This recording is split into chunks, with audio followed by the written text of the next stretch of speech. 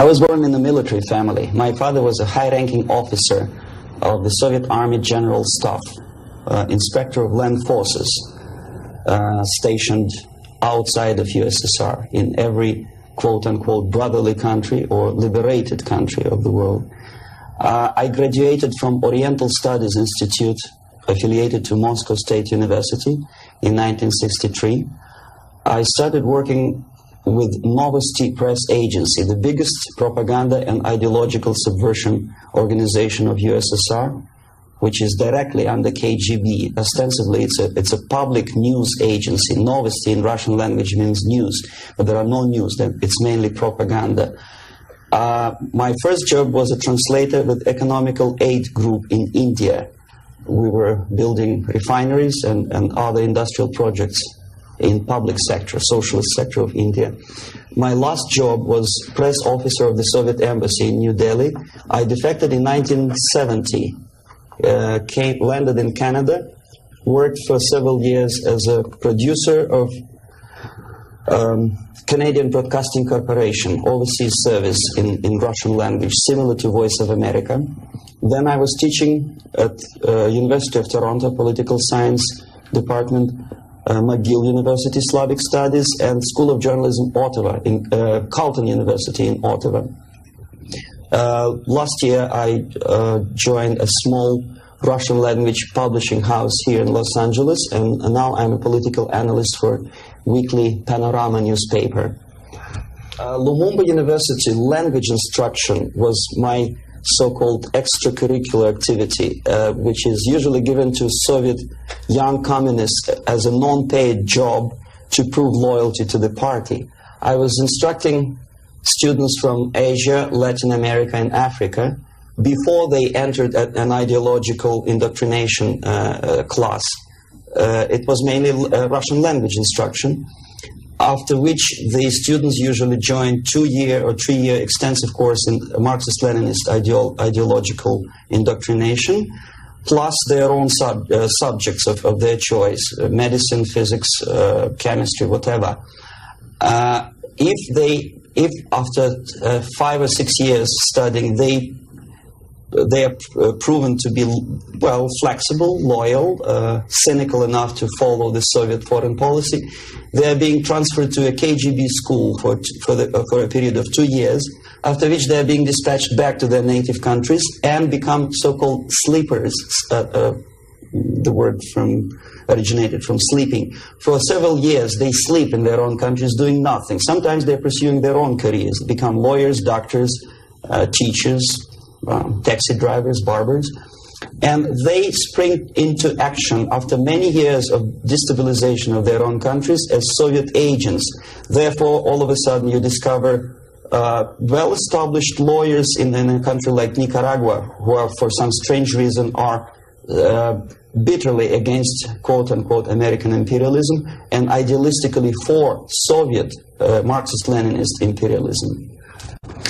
I joined Novosti Press Agency before I graduated from the Oriental Studies Institute, where I studied Hindi and Urdu, 2 languages of Indian subcontinent. Urdu is the language of Pakistan and Hindi is the language of India. The journalistic part of my training was ordinary journalism, mass media, communication theories and studies. Together with that, we had a very extensive training in military, civil defense, intelligence, and ideological subversion. So even before I graduated, I started working with Novosti Press Agency, first as a translator, interpreter, and guide with foreign delegations who were invited to USSR and who were shown all the beauties of socialism and dispatched back to their countries to explain to their people how beautiful is socialism. My role was directly linked with KGB activities of brainwashing and psychological assessment of these guests. If they showed any sign of flexibility, which means they showed that they were recruitable, I passed them over to professional KGB recruiters, and from there on they were actively being involved in ideological subversion and propaganda, both in USSR and in their own countries.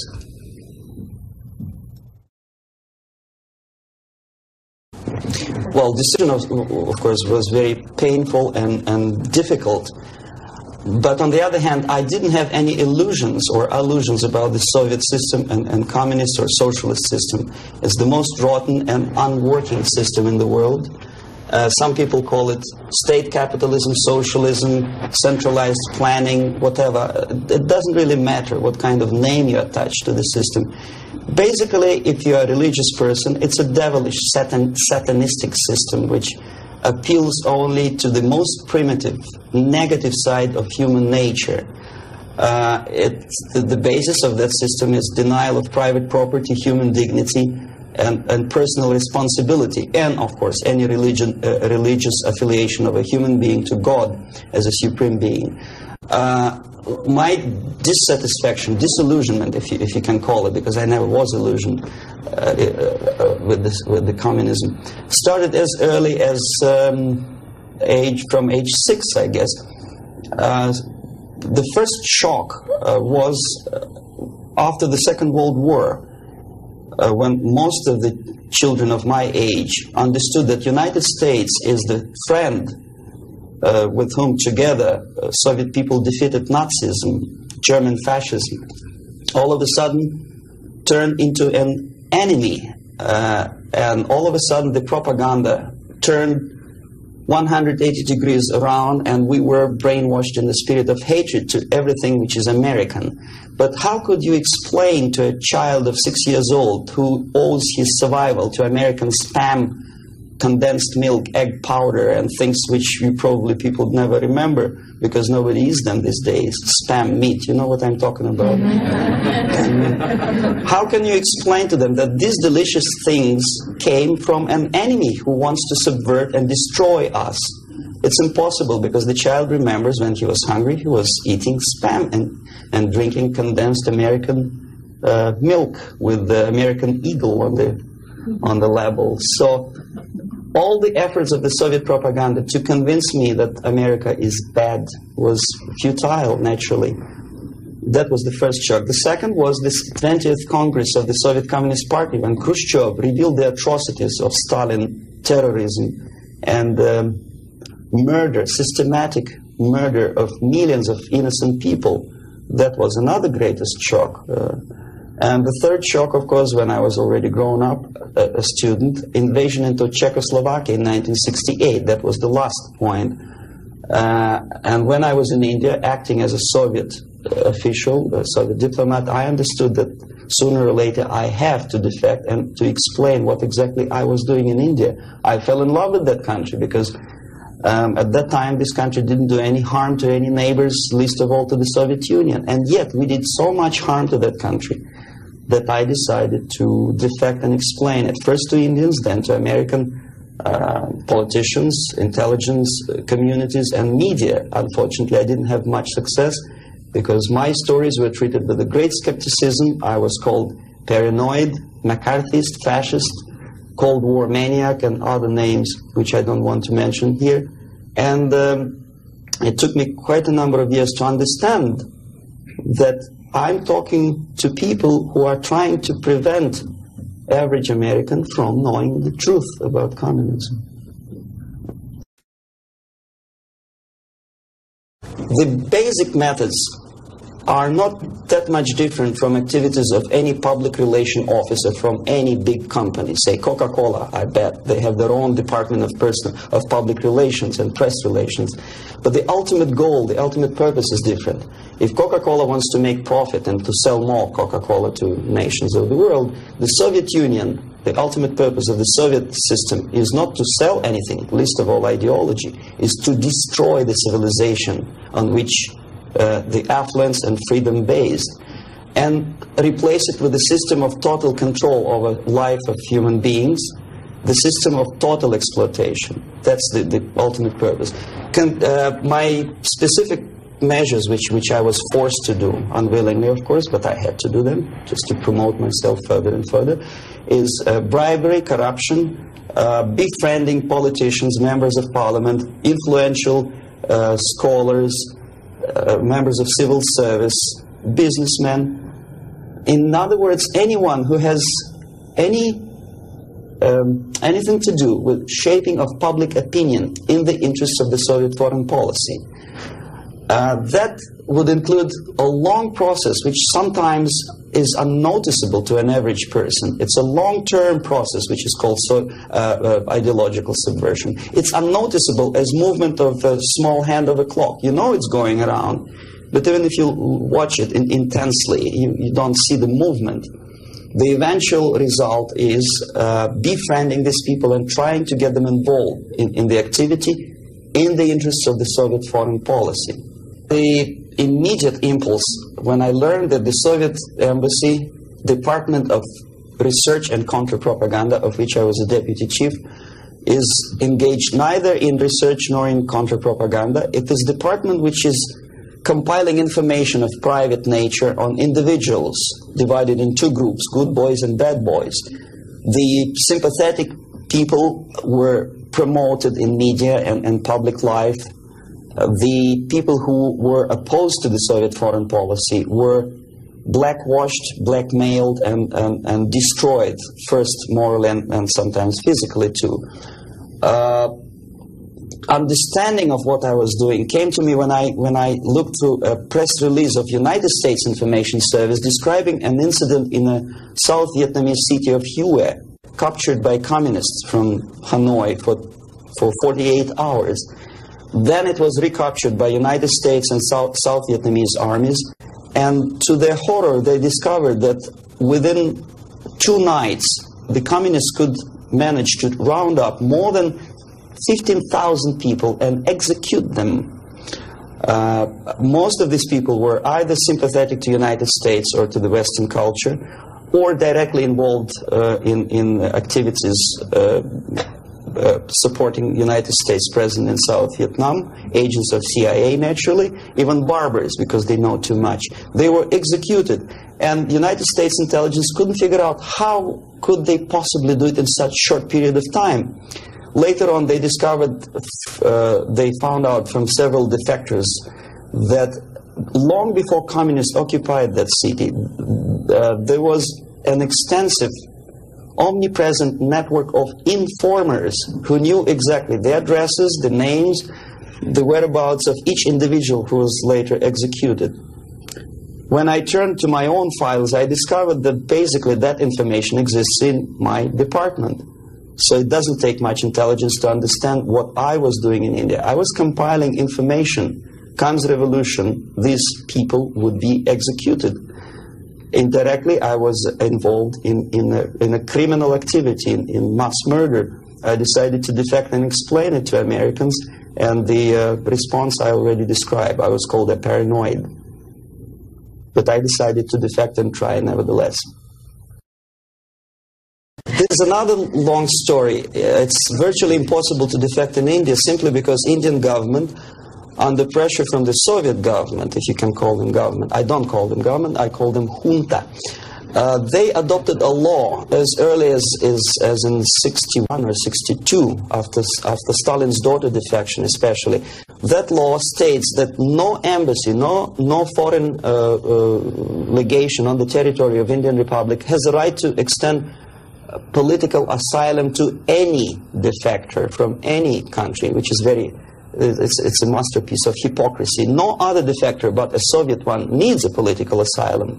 If you are a Canadian or American, if you want to be nasty to your own government, the maximum you can do is just to pick up a phone and make a dirty phone call to your ambassador. Buy yourself a ticket and get lost.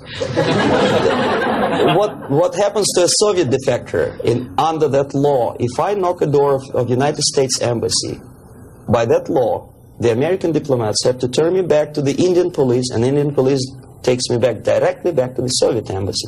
And that's the end of my defection.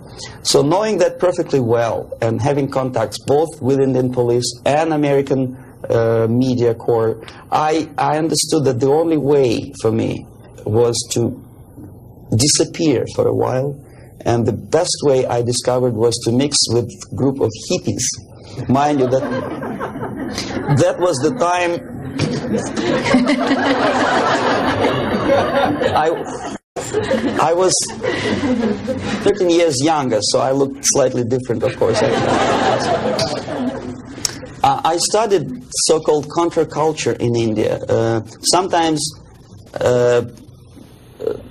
good, sincere young people who wanted to study Oriental mysticism and culture and religion, but most of them were simply easygoing individuals who were delighted with exotic life and the easiness with which they can purchase hashish and other drugs in India. And sometimes they traveled Indian subcontinent without any identification papers. So the best way to escape detection was to mix with the group of hippies and travel in India until the campaign in the media and in the police search will subside.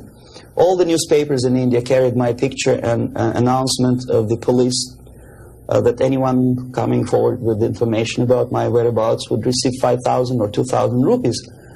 Knowing that perfectly well, I just walked India barefoot with beads and blue jeans, smoking hash and enjoying life. Until I found sympathetic journalists who smuggled me from India to Greece. Mind you, that was a military dictatorship at that time. Then only I approached American CIA, and they helped me to land in Canada as a legit, ordinary immigrant. So now I'm a Canadian citizen, as you can see from my patriotic tie.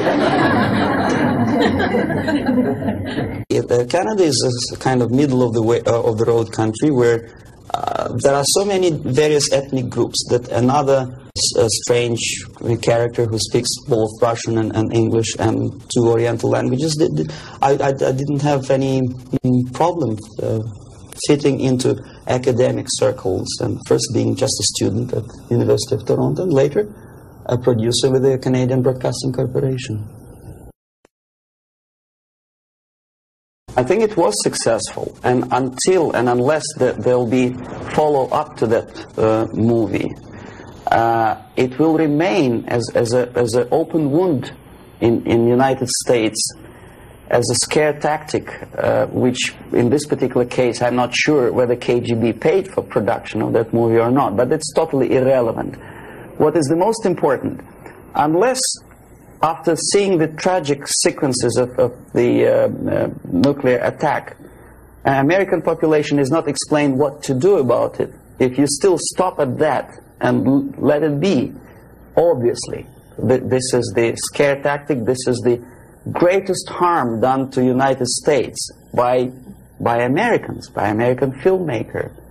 I bet Andropov and all his disinformation system could not possibly do that much harm to the United States. When you see something obviously sponsored by the Soviets, you understand, well, this is propaganda. You may or may not agree with this depending on your background and intelligence and education. But here it's a subtle approach, playing on the most sensitive strings of your soul, appealing to the most basic instincts of human nature, survival. But there are no answers. How to survive? Well, obviously, disarmament is not the answer. Simply because some people naively expect Andropov to blush out of shame and reduce the number of warheads. It doesn't happen this way. We are facing unresponsive, irresponsible group of people for whom nuclear war is not a theory, it's a practice, and the military strategy of the Soviet Union is designed to do nuclear war and to survive and possibly to win. I started my military training when I was 6 or 7 years old, when I entered secondary school, and I graduated in '63 after almost 15 years of continuous training as a junior lieutenant of reserve of the Soviet Army. And psychologically, every Soviet citizen is well prepared for war, nuclear war. And technically, he is equipped with facilities and the knowledge how to use it in case of war or natural disaster. It doesn't matter. Survival tactics and survival methods are taught extensively in various manners. They are exposed to documentary movies about nuclear war. They know the technical data of radiation or contamination of air and land. They know the organizational patterns of civil defense to such an extent that even if there is no nuclear attack, even if there is conventional warfare, each individual at a certain time knows exactly where to go, what to do, where is the shelter, whom to call by telephone, which is not the case, unfortunately, in the United States. I think if a bomb, ordinary bomb, maybe a stink bomb is dropped in the middle of Los Angeles, most of the people will not die of atomic radiation. They will die of panic. They will run, and the traffic jams and the panic will kill more people than anything else. And where do they go? Is there any literature about how to protect an individual? Is the medical first aid treatment? It's not taught to kids in the American colleges, unfortunately. For example, there's obvious tension in the world. Television newscasts inform American family about happenings in East and West Germany. And only at the last moment they decide to bring the canned food down to the basement. It's sheer idiocy. Why not to have them in the basement at peacetime? Number two, there's very realistic picture of what happens when the first nuclear bomb strikes a big city, Kansas City, I think. And people start, a big panoramic picture shows almost an anthill when people are disoriented totally. That would produce love in Russia, because unlike that, Soviets know exactly what to do. There'll be much less panic, if at all.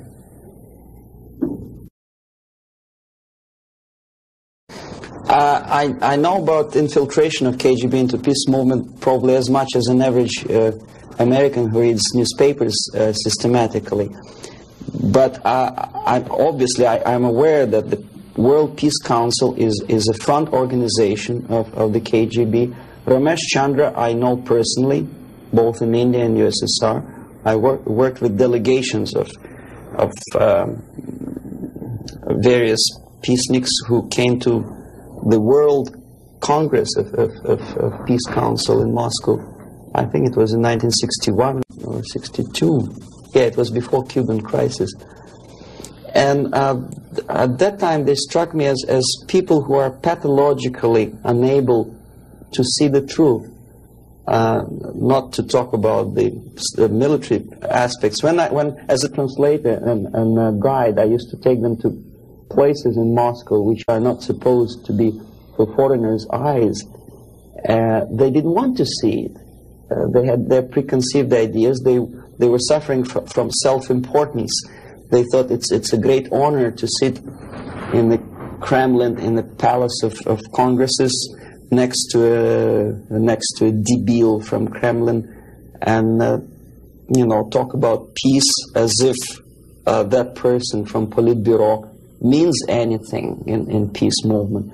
Self-delusion is the most predominant phenomenon among these people. Ramesh Chandra is a very shrewd politician who takes advantage of naive, misguided, idealistically minded, sometimes sincere people. But he is, my impression is that he's totally sold himself to the Soviets. He receives his payments or royalties or whatever you can call it in the form of prizes. Of course, it's very embarrassing if you approach a person of his caliber with money, with cash, and say, "Here, Comrade Ramesh Chandra, there's money for your propaganda in the interests of the Soviet Union." It's very unpolite. So instead, the Soviet Union creates artificial international bodies such as Jawaharlal Nehru Peace Committee, which consists of various progressive leaders, writers. Sometimes they're known figures and philosophers, educationalists. Sometimes they probably feel that if there's no other possibility to express the desire for peace, at least there is some legitimate overt activity where they can express themselves. That's okay. And they think they are too smart not to see that part of it is Soviet propaganda. Okay, we are smart. We are not going to allow them to use us for propaganda purposes. This is wishful thinking, because after 5 or 6 visits to USSR, everything is paid by the Soviet government. After spending several vacations on a Black Sea coast in luxurious atmosphere with 2 or 3 nice girls, interpreters, lots of vodka and caviar, books published, vapid books which nobody reads in the United States, all of a sudden published in millions of copies in USSR in various languages, that tickles their ego. They think they're somebodies all of a sudden. It's difficult to resist the temptation. Ramesh Chandra is exactly that type of personality. He was approached at a very early stage, and he didn't have willpower and moral principles to resist the temptation, to resist the approach. And by now he's just a pawn in the game, high-ranking pawn. And if he is dismissed or dies natural death, there will be another, the line of people who would like to take his place. Yes, KGB takes very active part in the peace movement, and if these people were sincere as they say they are, they would start demonstrating in Kremlin, or I mean in Red Square, not in Washington, D.C., or in the Central Park in New York, or in Los Angeles. But they don't have courage, they don't have guts to go to Russia and protest against the nuclear armament of the Soviet Union.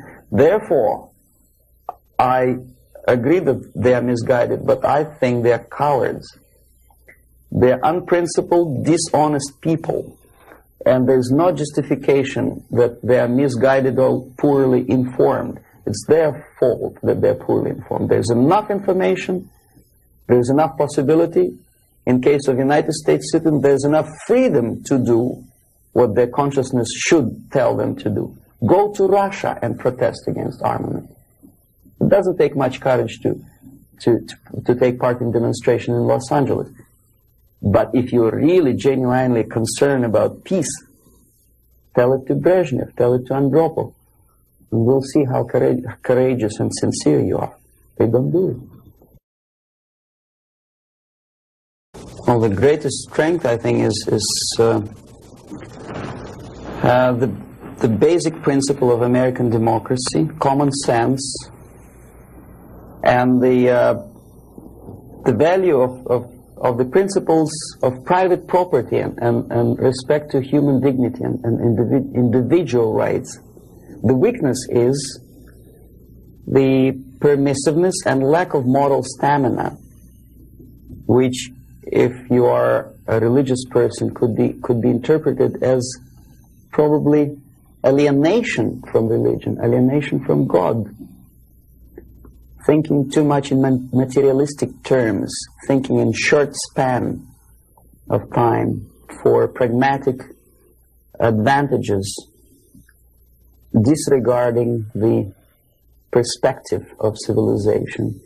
Some philosopher, I forget his name, I was a bad student in Moscow, said that the level of civilization is in direct proportion to the time span that human being thinks in future, for future. The least civilized people live today, this minute. The more civilized nations think about tomorrow, 10 years from now, 100 years from now. Well, this is one of the definitions of... Unfortunately, Americans are made to think in shorter and shorter time span terms. This is the greatest weakness. So therefore, enjoy life and make love, not war.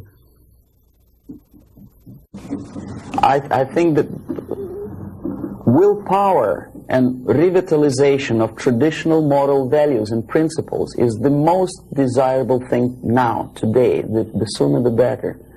The things, the principles and values on which the affluence and success of American civilization depends and based upon, should be immediately revitalized and brought back to school programs, to media, and let's face it, propaganda. I'm not afraid of this word, unlike the left liberal journalists who think, oh, well, it's propaganda. I don't see anything wrong in propagating the basic moral principles and values on which America is built. Willpower, faith, unshakable faith that this country, this civilization is right and the enemy is wrong. No amount or no number of nuclear warheads and no size of the army will help United States to survive, whether there's nuclear war or conventional warfare. Vietnam proved very clearly that with all the technology, with all the supersonic bombers and napalm and whatnot, electronic gadgets and cold beer and Coca-Cola, you cannot defeat an enemy unless you are fighting and have faith in the righteousness of your fight. So that's the most urgent thing, I think. Wake up and convince yourself that you are on the right side. There should not be no neutralism or objectivity. Or objectivity is good when you are discussing philosophical concepts. In today's world, if you are neutral, you are already an enemy of your own country.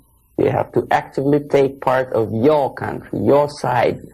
One of the reasons of my defection is that I took side. I was decided to take part, to take choice, to make my own personal choice. For some strange reason today it's very fashionable, it's considered to be an intellectual chic, not to take sides. Academic media, academic circles, Hollywood stars, politicians, they think it's very fashionable, it's intellectual to be non-allied, non-committed, neutral. It's not intellectual, it's suicidal.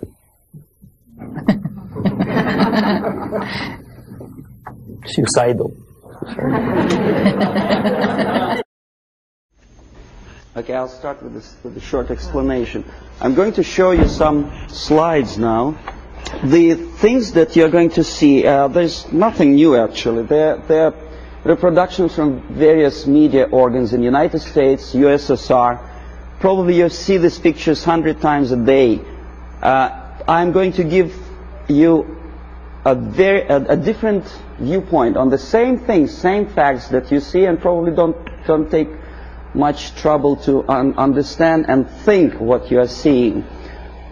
I don't know if you heard my introduction. I'm an ideological subverter, yes, from Russia.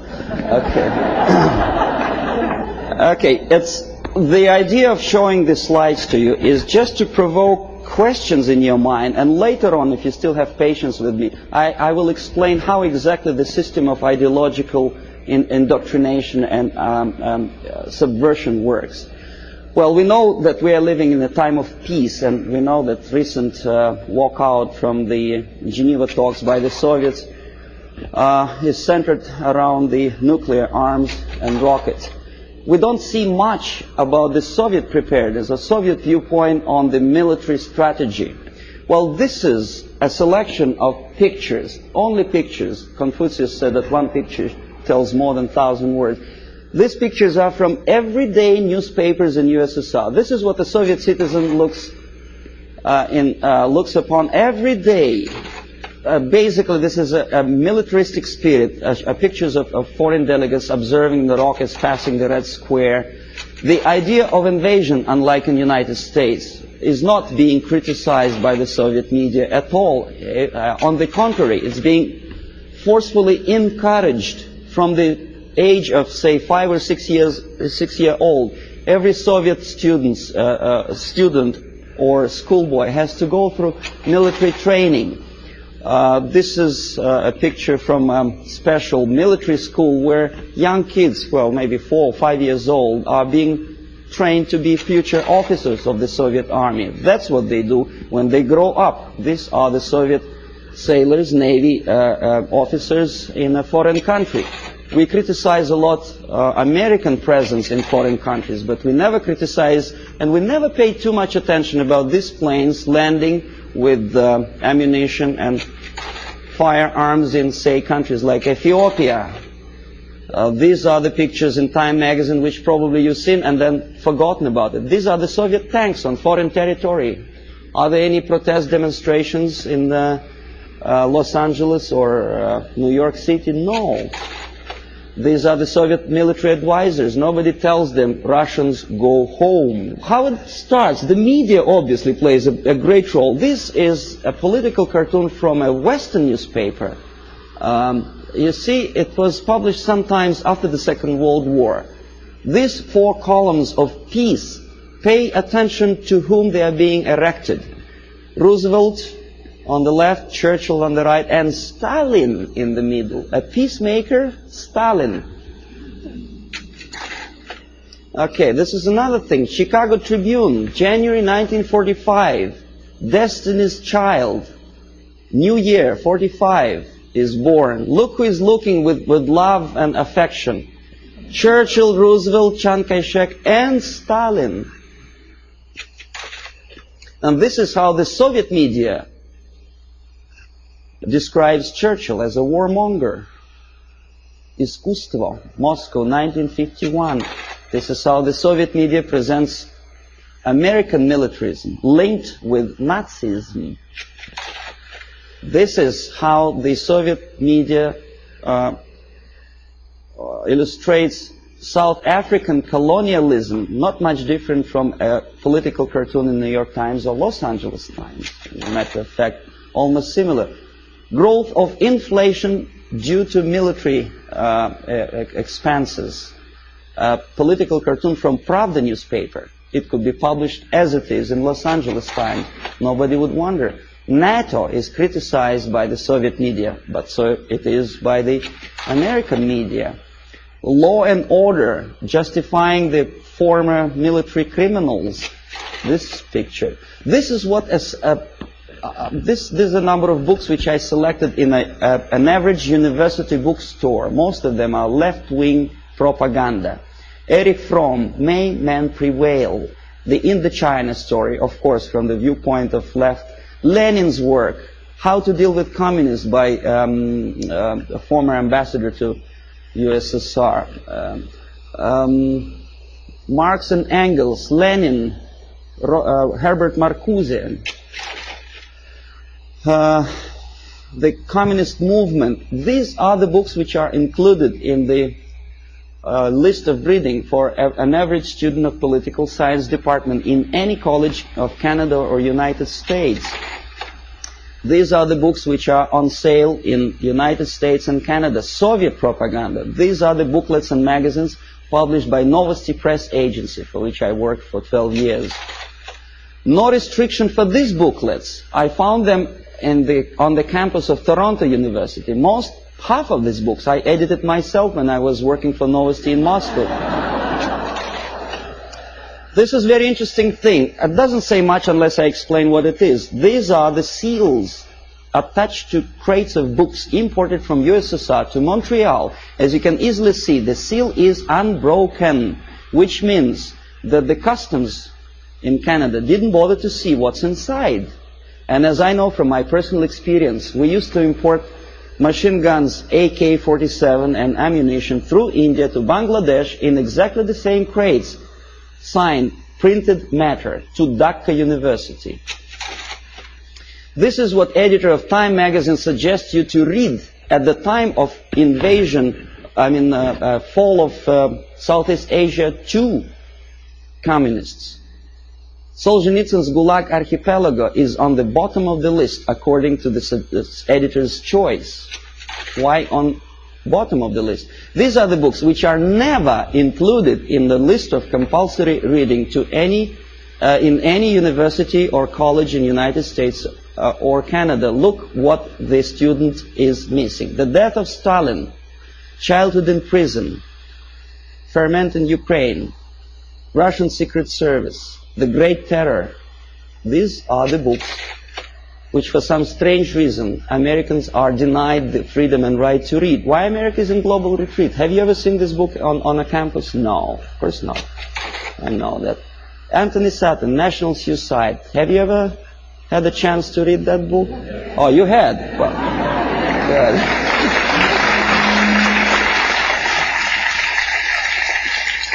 This is another very interesting thing. A description how drugs penetrate into Western society originated in communist world. For some strange reason, that textbook is never included in the list of compulsory reading for students of political science or international affairs. This is the book written by a former member of Communist Party in Czechoslovakia, explaining the tactics of subversion. For some strange reason, it was not published in the United States or Canada. The author had to pay for the publication himself after defecting to the West. This is another interesting example. Exoneration and Ultimatum, written by Richard Romer, a science fiction novel about invasion of the United States into Canada to expropriate the oil and natural gas resources in that neighboring friendly nation.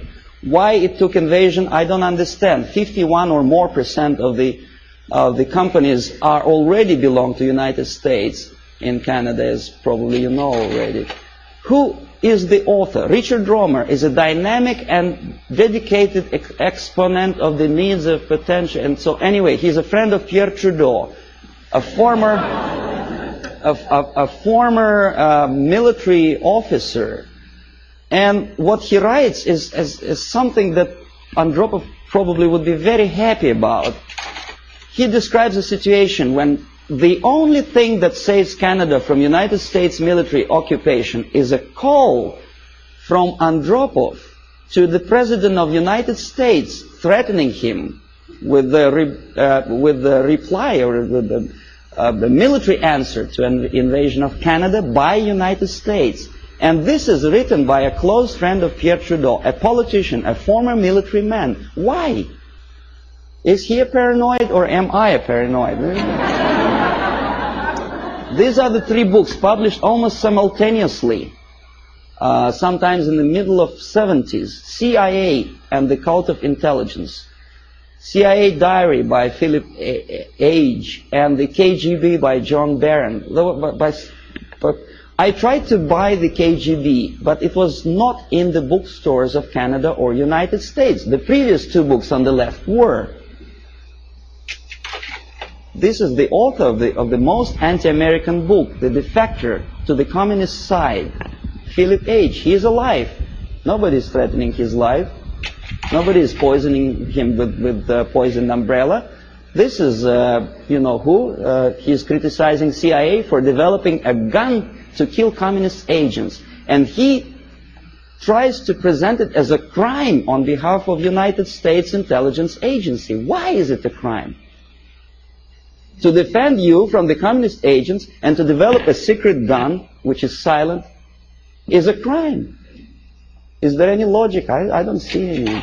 This is the fellow who also criticizes the United States CIA for developing technical means of bugging USSR embassies on the territory of United States. Why not? I don't see any reason why not. But Mondale obviously does. He knows better. These are the authors who published lists of American agents stationed all over the world. They are alive. They make quite a lot of money on that publication. And this is the victim. The chief of CIA in Greece was killed when the book of the previous two Americans was published. This fellow is dead. The other two are not. Siberia in 1971 was visited by a group of politicians from Canada. And this is the report about that visit. This is the group. We're shaking hands with the Soviet ambassador. This is a Soviet technical miracle. A pipeline on thermofrost or something. In other words, what Canadians were doing in early 60s is presented to Canadian public as an achievement, a great technological achievement in USSR. This is the route of their travel in Siberia. The Canadians covered that much of distance. Please remember that map. I will come back to that question. This is a book published by a Canadian author, Farley Mowat. By the way, Never Cry Wolf, a movie which is made on the basis of Farley Mowat's book. He's a nice fellow, drinks a lot of vodka. He was a guest of Novosti Press Agency, which I was working for. This is another book written by Farley Mowat after returning from Siberia. He was accompanied by a person like myself, a Novosti Press Agency journalist. Glorification of Siberia. This is what this is the route, I promised you to come back to that map, which Farley Mowat, a Canadian progressive writer, covered when he was in USSR. This is what he makes Canadians to believe Siberia looks like. It does, of course. Baikal Lake is a very beautiful natural phenomenon. A nicely dressed Soviet Eskimos or Chukchas, I don't know, some ethnic minorities, friendly talking to each other in fluent English.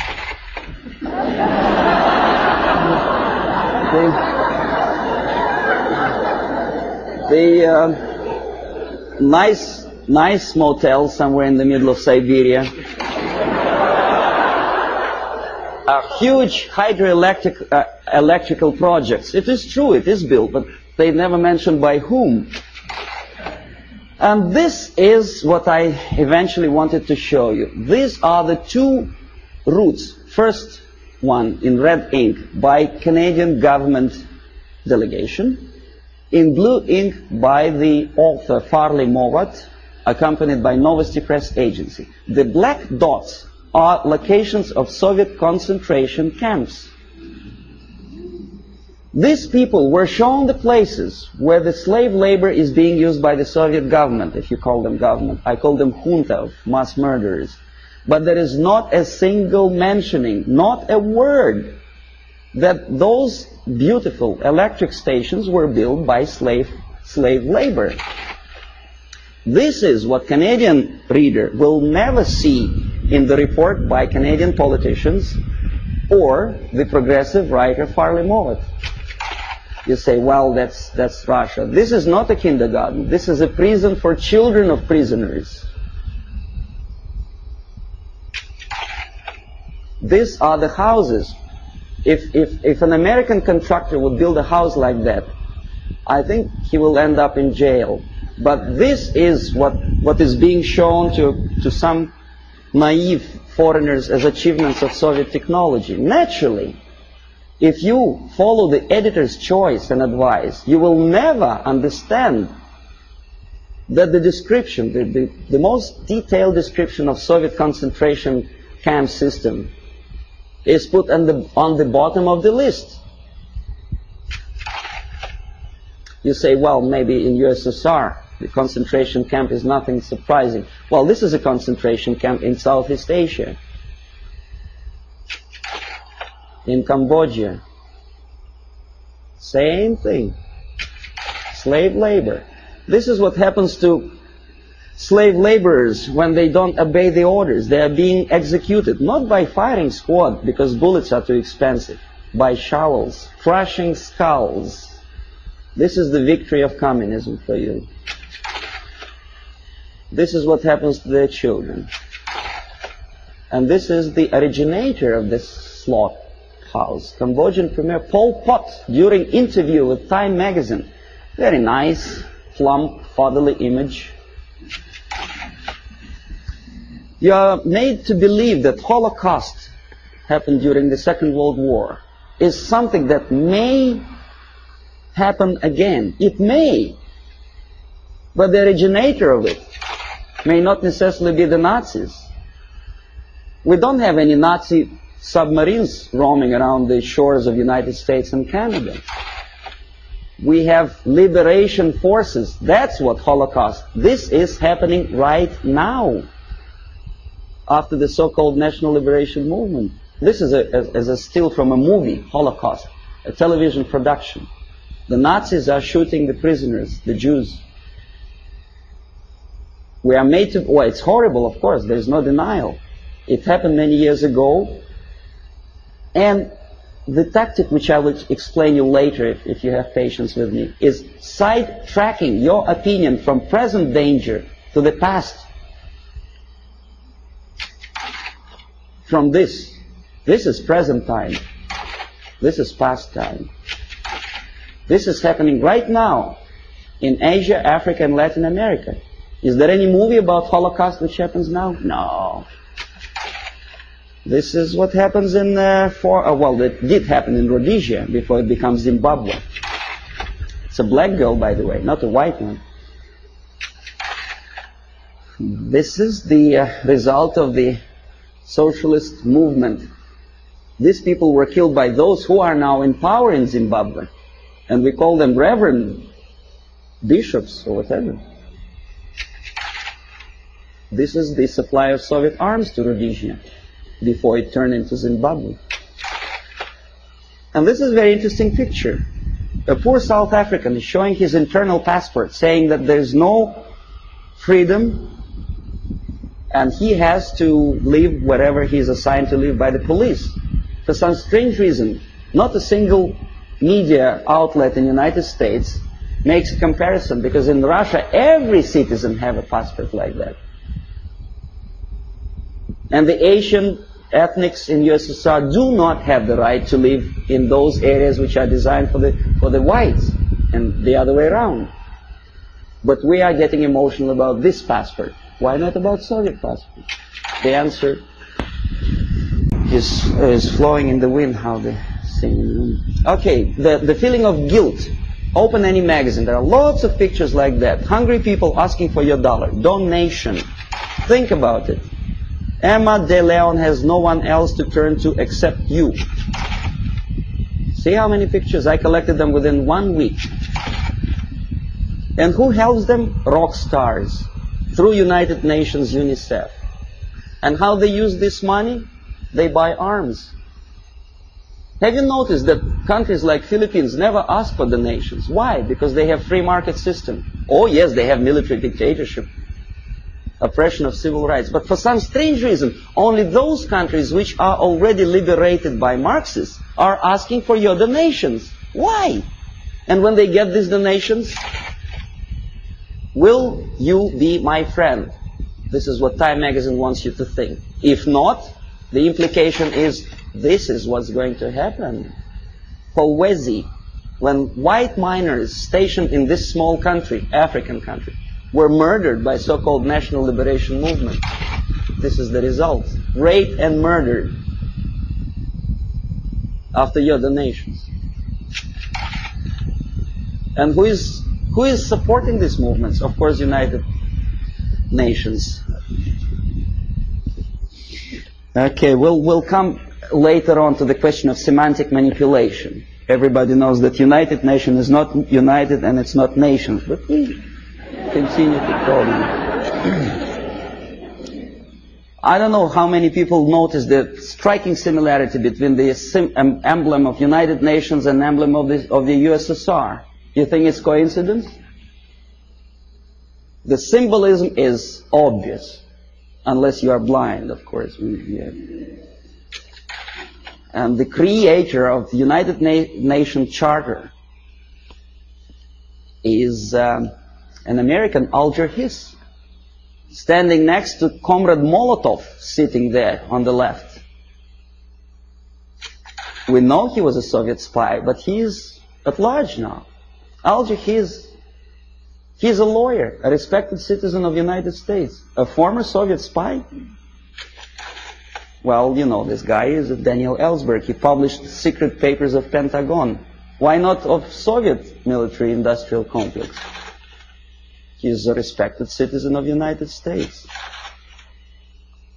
Dr. Spock, Agony of Vietnam. I forget what's his name.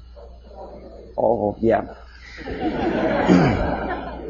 How many men has to die before they understand I don't remember the lyrics of the song, but it was a very impressive song. When I was a Soviet student, I almost cried when I listened to that. And I thought, my God, what a nice fella. John Baez, very nice couple of kids. Jane Fonda, she was crying on location in Vietnam, beautifully filmed by American Hollywood filmmakers. What is she doing now? Did she ever defend both people? Did she say a word in defense of Vietnamese? Or say about horrors of coming out of this? No, she's busy preaching the health or whatever. And also, she takes part in demonstration against South African racism. Not about this. And not about this. This is liberation movement warriors. Jane Fonda didn't say anything about that racism. A black killed by blacks simply because he is anti-communist. That's just a symbolic picture. Okay, now next thing, I'm going to show you some slides which are also nothing sensational, but may provoke some questions in your mind. Maybe not.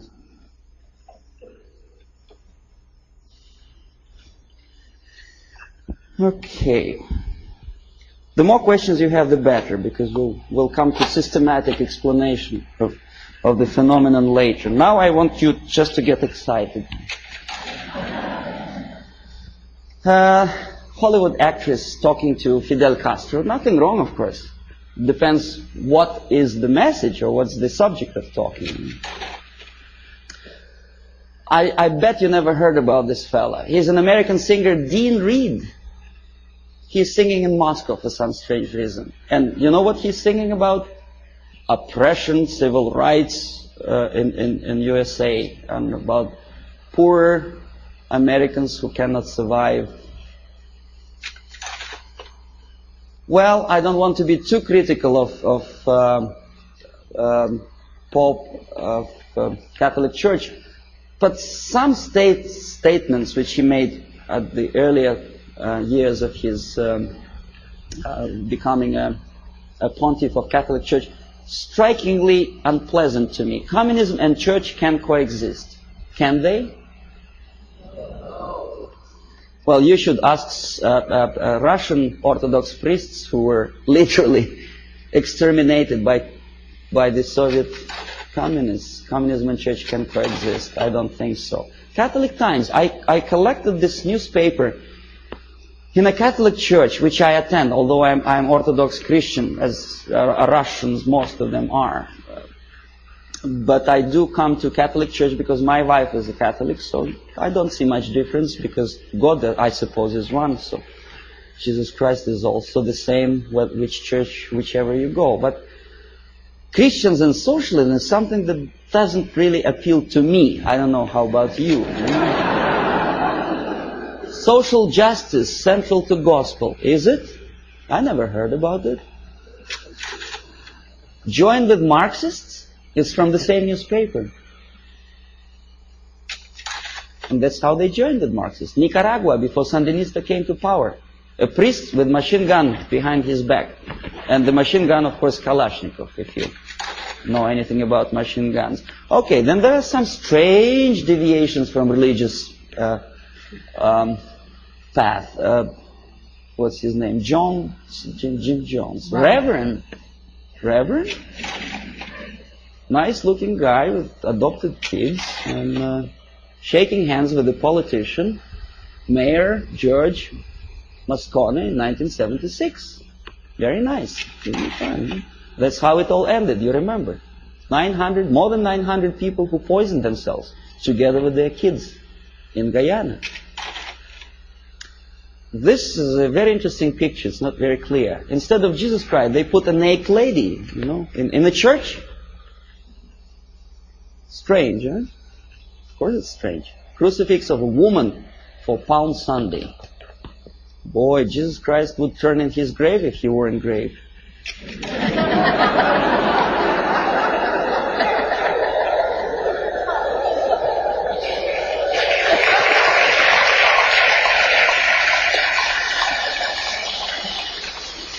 Now this is something that also indicates some strange occurrences within the framework of organized religion. In Struggle, a paper with hammer and sickle, published by a Canadian group of Trotskyites, very dynamic, extremely radical group. They challenged the question, whose democracy is this? Meaning that Canadian democracy is not democracy at all, simply because that radical group is challenged by the local police. Right? So nothing new, we know about this. But look where this paper is being distributed. Political repression, Friday, October, Battle Street, United Church. Strange, huh? See, this is the same leaflet, enlarged. This is another thing. President Carter handed over an antique crown belonged to Church of Hungary to the present communist regime of Hungary. Why? I don't understand. To make them friendlier to church? I doubt. Feminist movement. I don't know how you feel about feminism. I don't think that to be equal with men, you have to politicize your movement. You cannot legislate equality. You have to be equal.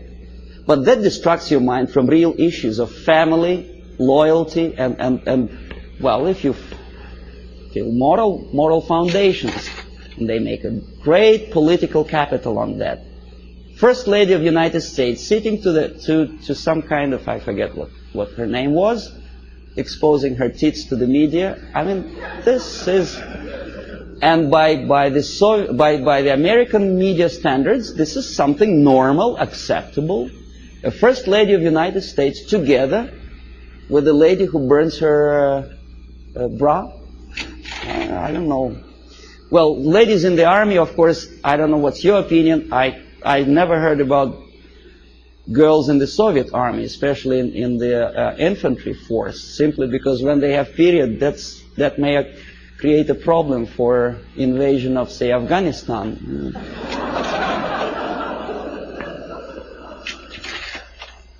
Again, the homosexualism. To be honest, me personally, I don't like the idea of homosexuality. I think it's unhygienic. But homosexuality in the army, making heroes of them, gays on the march. Why? Why to have copulation in a natural manner deserves a public opinion, attention, and a political force? Why to politicize something which doesn't belong to politics at all? In the Soviet Union, we have a joke. Don't mix politics and prostitution. They are already mixed. We know perfectly well, the medical science proved that homosexuality leads to distortion in human psychology. This fellow killed 15 kids after molesting them sexually. We know that most of the agents who were recruited by KGB, including McLean and Guy Burgess, were homosexuals. But we are reading in the media that this is something acceptable. More than that, we are made to believe that these people deserve equal rights and respect. Well, that again is a debatable question, whether to like or not to like certain type of music. Me personally, I don't. These two nice ladies, one is younger, the other is a little bit older, both of them wanted, for some strange reason, to shoot President of the United States, defending the environment of the United States, the green trees and vegetation. Why it takes death of United States President to defend the environment, I don't understand. If you do, please explain. Then, of course, glorifying all kind of national liberation leaders, we naturally provoke our own kids to go into some strange liberation movement. You know who I'm talking about. This is the girl who was abducted by terrorists, and then she became terrorist herself, a daughter of a wealthy publisher. Naturally, there are thousands, millions of kids who loved, adored her courage. This is Comrade Carlos. You know who he was? He was trained and educated in Lumumba University, where I was teaching Russian language to the likes of him. That's the result of the activity when they come back home. Aldo Moro was killed by Red Army terrorists who wanted to liberate Italians from something. I don't know from whom. These are the persons who were part of Baader-Meinhof gang. And this is a person who also liberates someone from someone. I don't exactly know. Obviously, Indians from whites in the United States. But pay attention what he holds in his hand. It's Kalashnikov, AK-47. I know it by heart. I can put it apart with my eyes closed. War on terrorism. Does it exist? Apart from verbal war. This is what I have collected on a campus in Canada. Carleton University, Ottawa. Left-wing tabloids. That's how they instill in the minds of people, young people, that to fight is the only way, the violence, death is the only way to achieve rights of Palestinian people, other people, Quebec separatists, and jobs and peace. Obviously, you cannot get job if you spend all your time walking up and down streets with posters like that. You have to go to a place where the jobs are. And of course, to find a job, the most unsuccessful way to find a job is to read papers like that.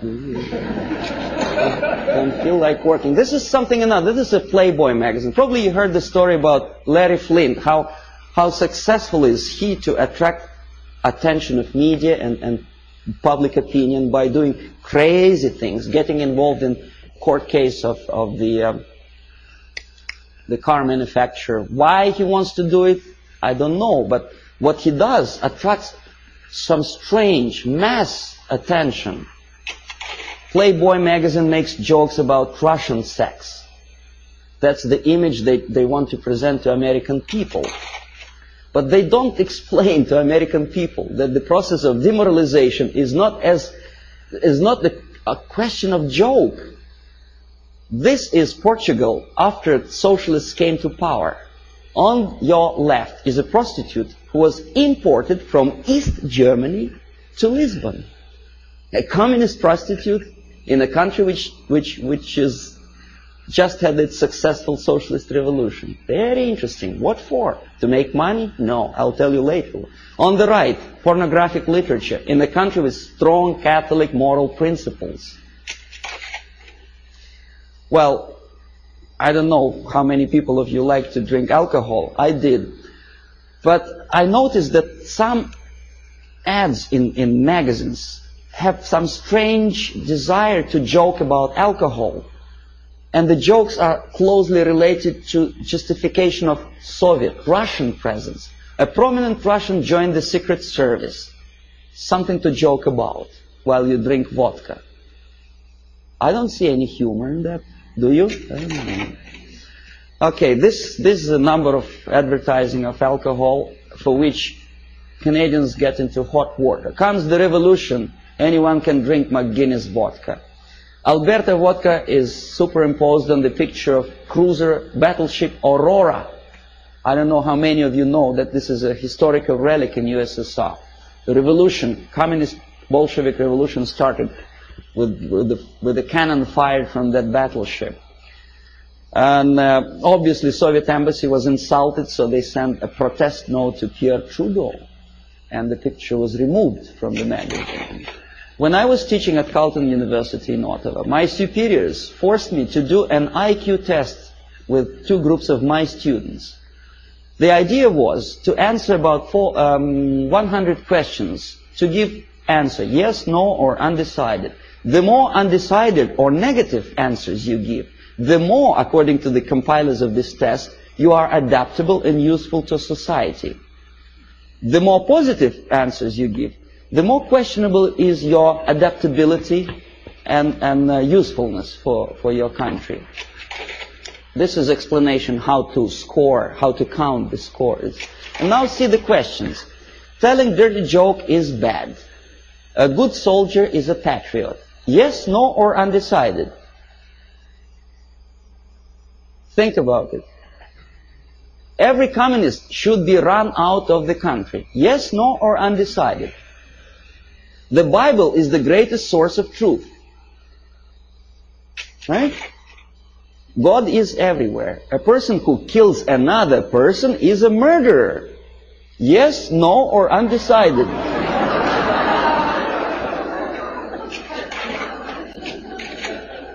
Okay, now, if you don't believe me, let's come back. See, I want to repeat you once again the conditions of the scoring. The more undecided and negative answers you give, the more you are adaptable and flexible and useful for the society. Do you understand what they are doing to kids? Okay, they are doing two things at a time. They teach them moral relativism. They teach them how to lie to get a greater score. Because obviously a child would say if a person kills another person, he is a murderer. But for the sake of getting a higher score, obviously a student would put no or undecided. So you teach your kid how to lie to be successful and to look adaptable and useful for society. Well, obviously I had to do that test, but I added one more question to that thing. My own question. I said, what kind of society you are going to be useful to?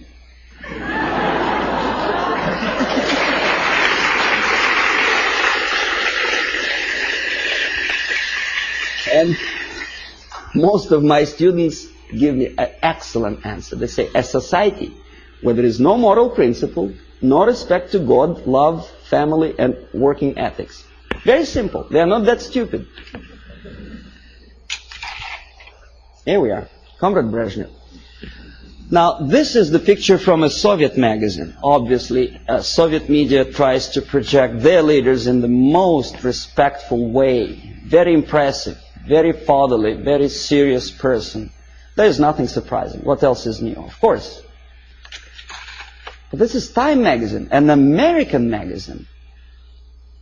The caption is not quite clear, but it says basically that Comrade Brezhnev doesn't give interview to Time magazine. The message is clear. He's a positive, caretaking person. He's too busy to take care of the world problems and economical problems in Russia. It's a very humorous caption. But nevertheless, the impact, if you are not quite concerned about politics, what is your impression about this nice gentleman? Nice, smiling, tired, well... And this is how media presents your leaders.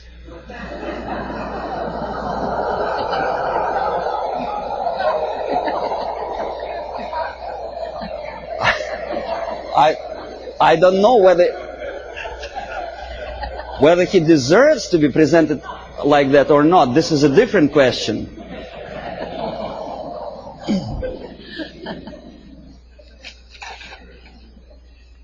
This is Prime Minister of Great Britain about 10 years ago, together with Beatles. You may or may not like Beatles. Me personally, I don't like them. But a Prime Minister of a country together with entertainers. The Queen, Her Majesty Queen, knighted Beatles, a highest honor which previously in all times was given only to the most deserving patriots of the British Empire, was given to a bunch of monkeys.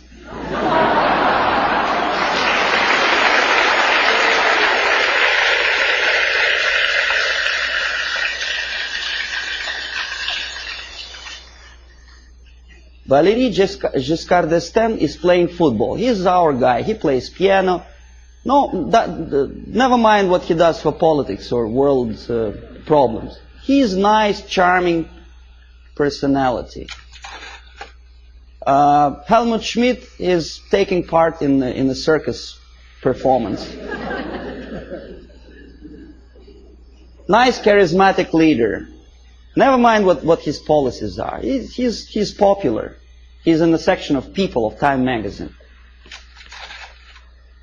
First Lady of the United States together with the pop singer, folk song singer.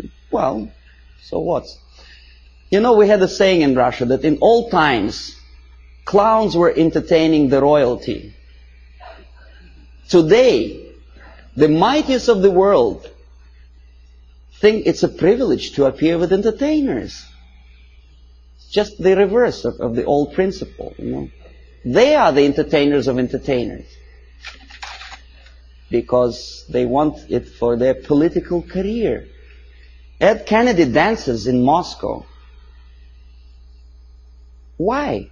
I mean, is that his business to go to USSR? Why doesn't he occupy himself with something more relevant to the urging problems of the world? He thinks he is going to be popular. In America, maybe, but in Russia, they look at him as a schmuck out of his mind.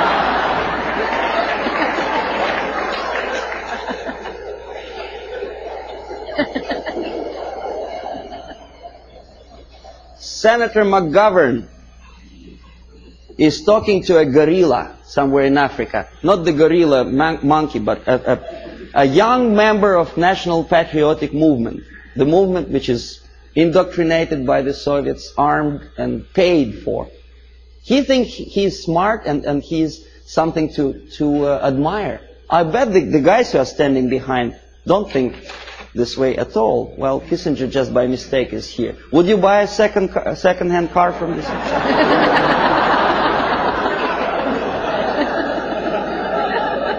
Pierre Trudeau, Prime Minister of one of the most developed industrial nations, independent nation in the world, is befriended by Fidel Castro. If you remember, Canada never stopped trade relations with Cuba, despite the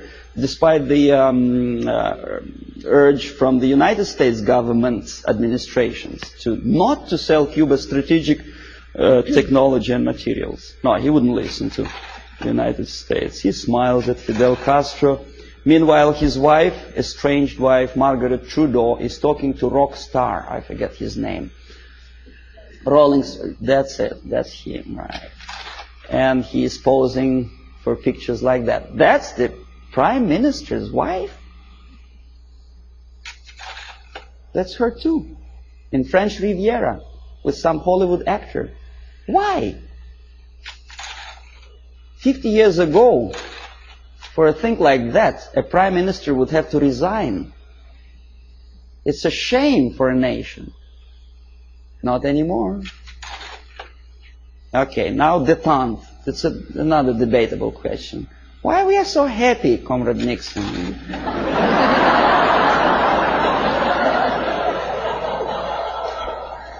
What is so funny? I would like to ask. Yeah, smile again. Why? He's standing next to a mass murderer and he's smiling. Why? Pierre Trudeau also attentively listens to Comrade Brezhnev's, I don't know what. West German chancellor is helping Comrade Brezhnev to stand up because the senile leader of Russia is unable to stand up without Western aid.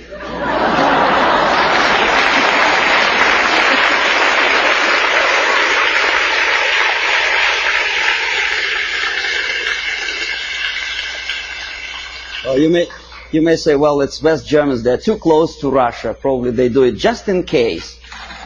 Okay, here's the same thing. Carter is helping. The president of the mightiest power in the world, United States, is helping Comrade Brezhnev. You remember the incident when Brezhnev almost stumbled down the staircase somewhere in Vienna, of course.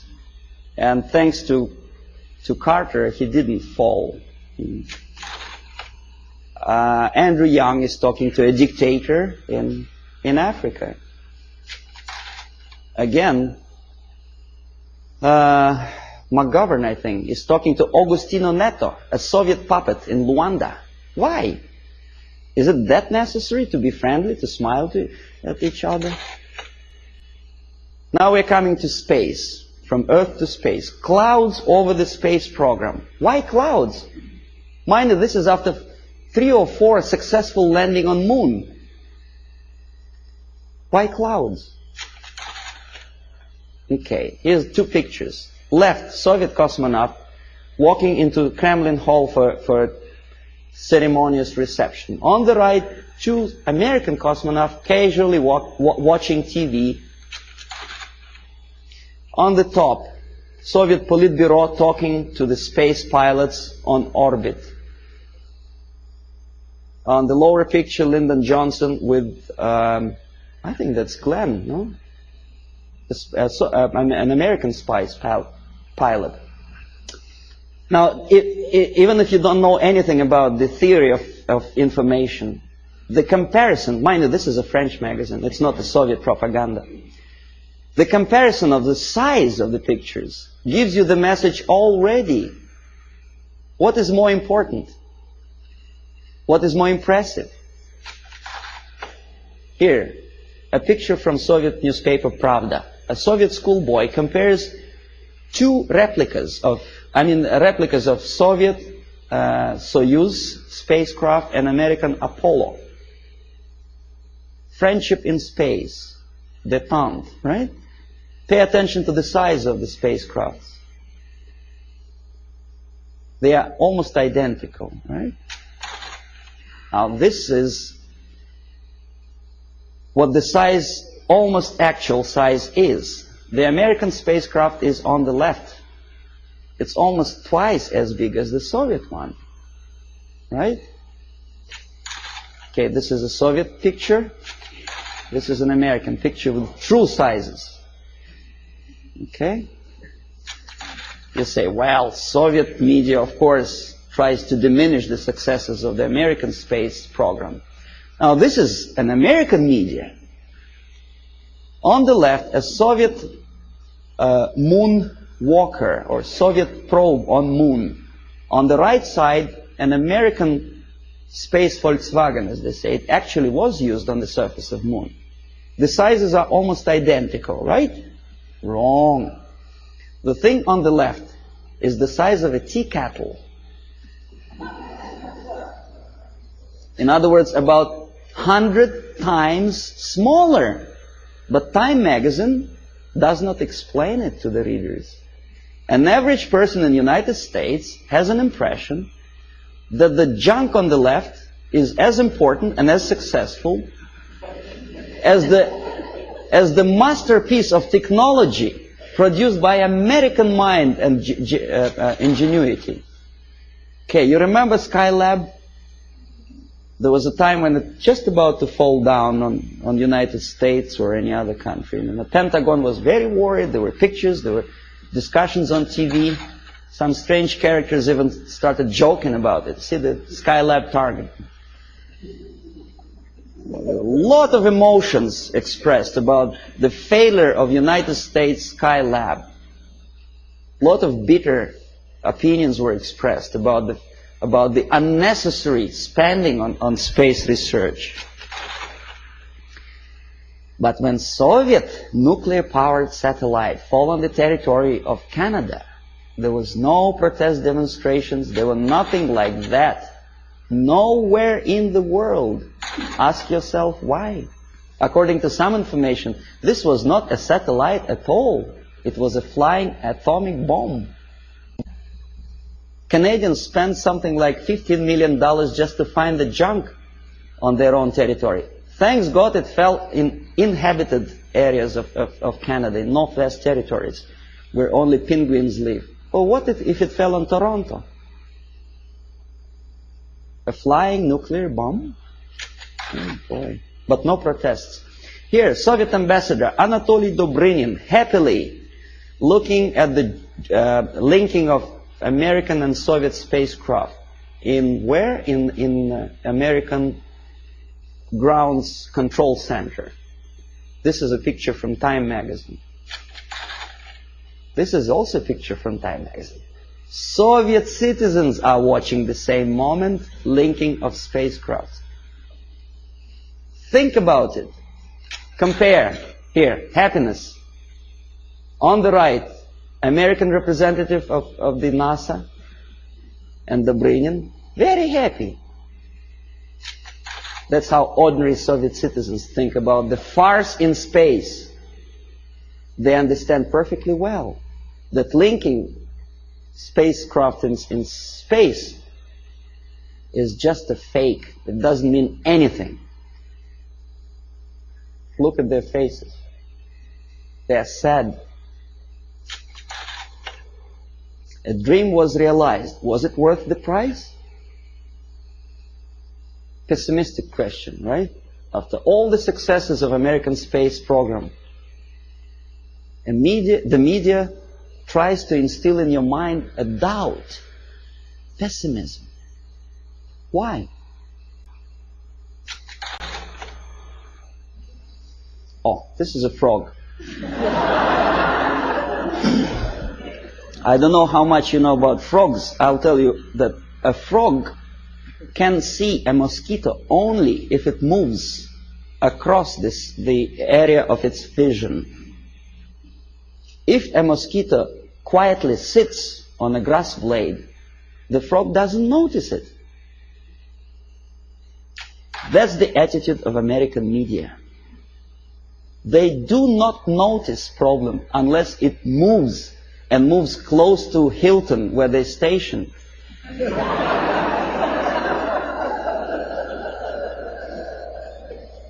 These are the people who may file a suit against me if I call them liars, but that's exactly what they are. They've been lying to you for years and years about the situation in Vietnam, in Russia. They were selling commercials, deodorizers and cars.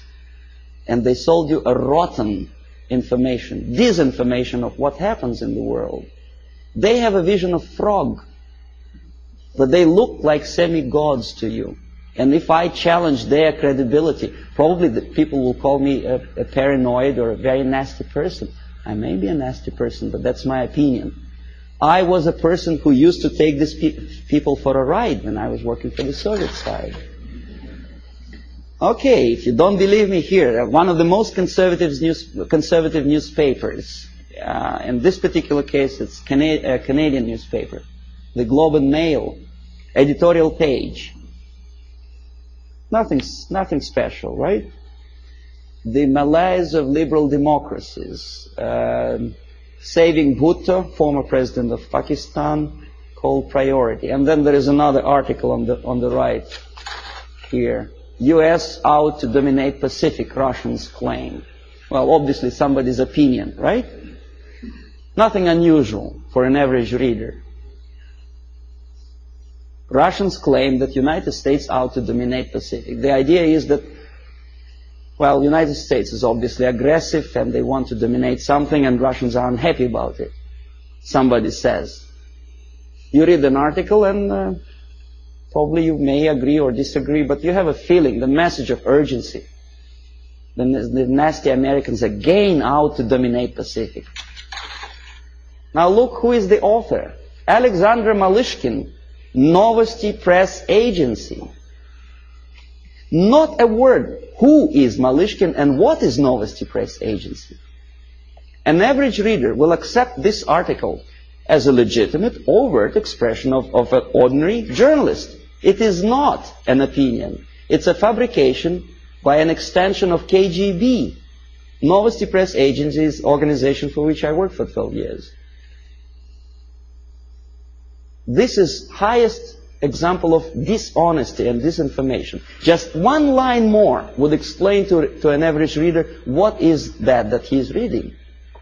But alas, there is no explanation. Now this is the monument to Mother Russia in former Stalingrad. Now it is Volgograd.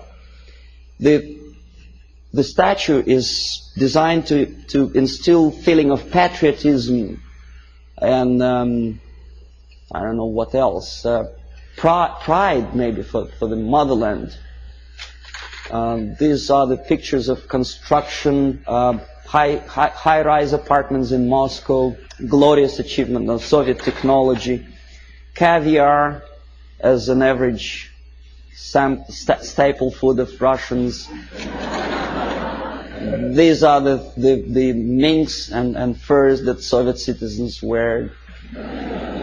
You know, that's how they look when they relax. Fat, nice ladies, you know. You think it's Soviet propaganda? No, comrades. This is also some fashions, latest fashions from Russia, right from Kremlin, for an average Soviet housewife.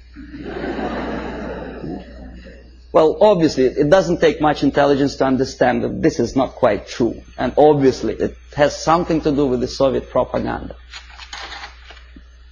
The myths and the realities of the KGB, you don't see the... From Stalin to Kosygin, The Myth and the Realities, by Avril Harriman, a former ambassador of the United States to USSR. Very complimenting article to the Soviet system. And this is where it comes from. You thought it was from a Soviet magazine, right? No, it's from Look magazine. An American magazine which published that crap. If you don't believe me, I'll tell you that I was a person who accompanied a group of journalists from Look magazine when they came to Moscow on invitation from Novosti press agency. I made them to publish that thing, for which I was awarded, I received the bonus, a free ticket to Italy for a week.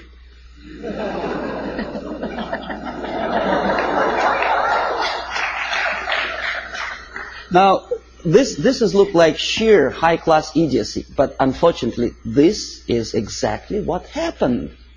It didn't took me much effort to convince the Americans to tell the American journalists from Look magazine to bring back this magazine, to dedicate the whole issue to the glorious anniversary of Soviet Revolution. This is what you were reading in your American magazine. This is how an average American perceived the Soviet way of life. A happy Soviet citizens. This is what an average girl in Russia wears. This is what they eat and drink. This is how they build their apartment houses.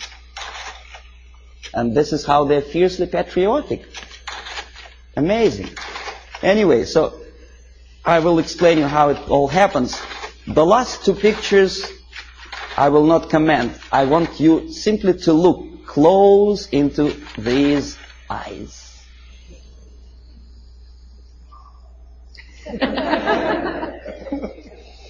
This is the person who wants to liberate you. Wanted, at least. Not anymore. He is dead. But there are many other people with the same type of eyes.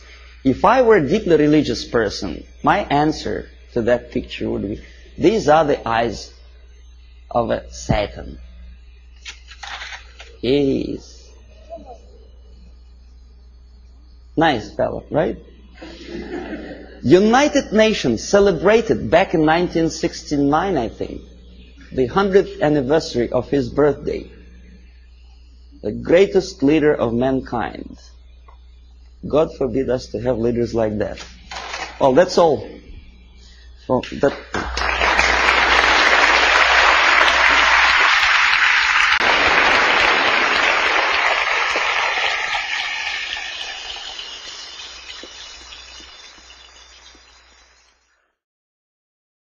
Subversion is the term, if you look in a dictionary or criminal code to that matter, usually is explained as a part of activity to destroy things like religion, government, system, political, economical system of a country. And usually it's linked to espionage and such romantic things as blowing up bridges, sidetracking trains, cloak and dagger activity in Hollywood style. What I'm going to talk about now has absolutely nothing to do with the cliché of espionage or KGB activity of collecting information. So the greatest mistake or misconception, I think, is that whenever we are talking about KGB, for some strange reason, starting from Hollywood movie makers to professors of political science and quote-unquote experts on Soviet affairs, or Kremlinologists as they call themselves, they think that the most desirable thing for Andropov and the whole KGB is to steal blueprints of some supersonic jet, bring it back to Soviet Union and sell it to the Soviet military-industrial complex. It's only partly true. If we take the whole time, money, and manpower that the Soviet Union and KGB in particular spends outside of USSR border, we will discover, of course there are no official statistics unlike with CIA or FBI, that the espionage as such occupies only 10 to 15% of money, time, and manpower. 15% of the activity of KGB. The rest, 85%, is always subversion. And unlike a dictionary of English, Oxford Dictionary, subversion in Soviet terminology means always a destructive, aggressive activity aimed to destroy the country, nation, or geographical area of your enemy. So there's no romantics in there, absolutely. No blowing up bridges, no microfilms in Coca-Cola cans, nothing of that sort. No James Bond nonsense. It's most of this activity is overt, legitimate, and easily observable if you give yourself time and trouble to observe it. But according to the law and law enforcement systems of the Western civilization, it's not a crime. Exactly because of misconception, manipulation of terms. We think that subverter is a person who is going to blow up our beautiful bridges. No. Subverter is a student who comes for exchange, a diplomat, an actor, an artist, a journalist like myself was 10 years ago. Now, subversion is an activity which is a two-way traffic. You cannot subvert an enemy which doesn't want to be subverted. If you know history of Japan, for example, before 20th century, Japan was a closed society.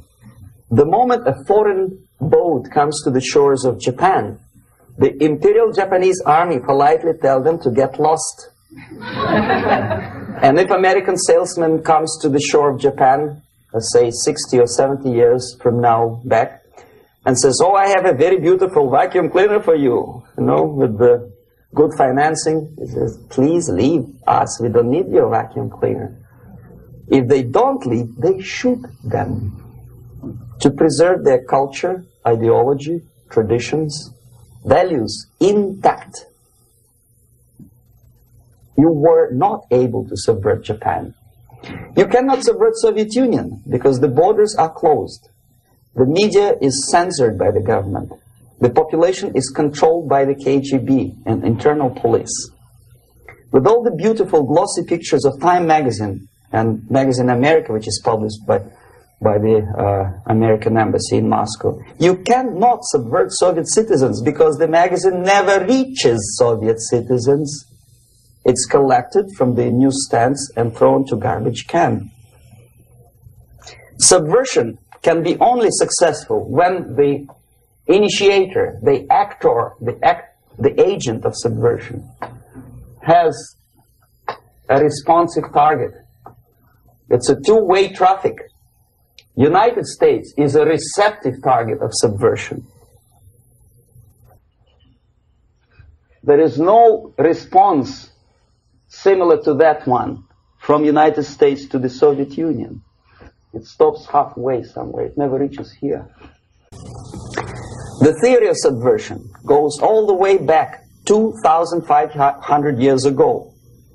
The first human being who formulated the tactics of subversion was a Chinese philosopher by the name of Sun Tzu.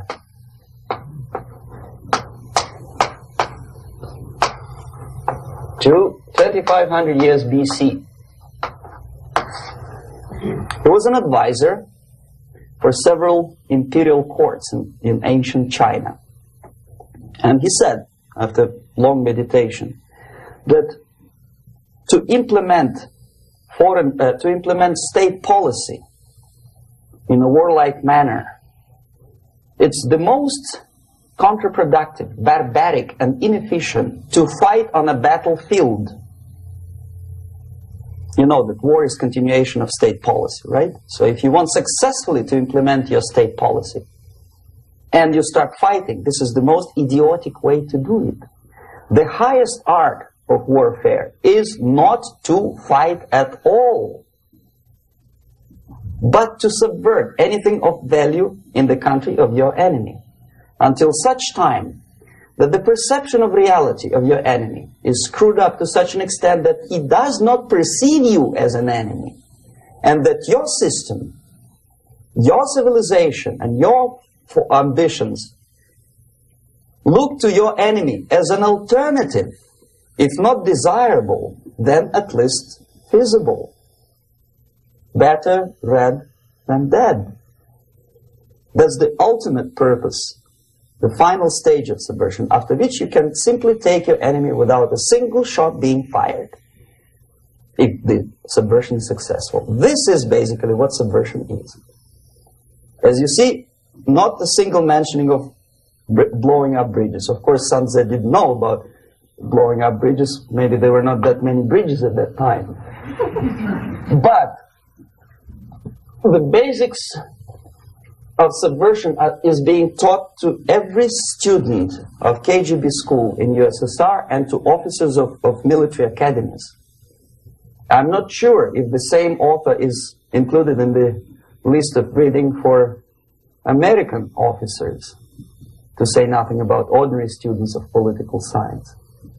I had difficulty to find the translation of Sun Tzu in the library of a university in Toronto and later on here in Los Angeles.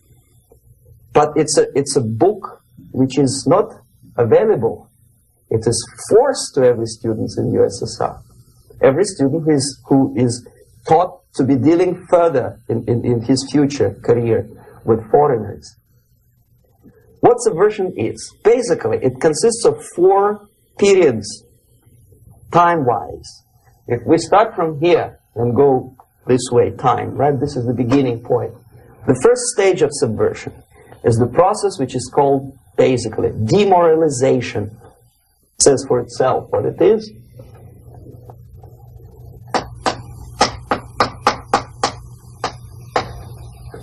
It takes from,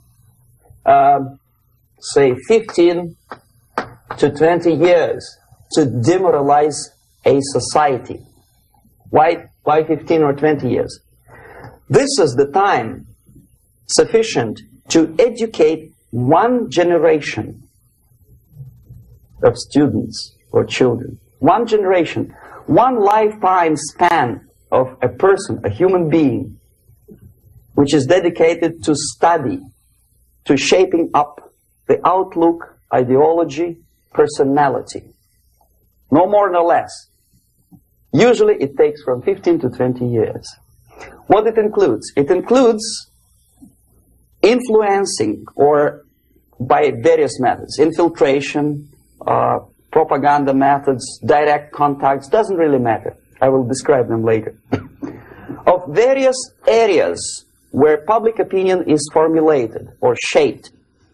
Religion, educational system, social life, administration, law enforcement system, military, of course, and labor and employer relations, economy.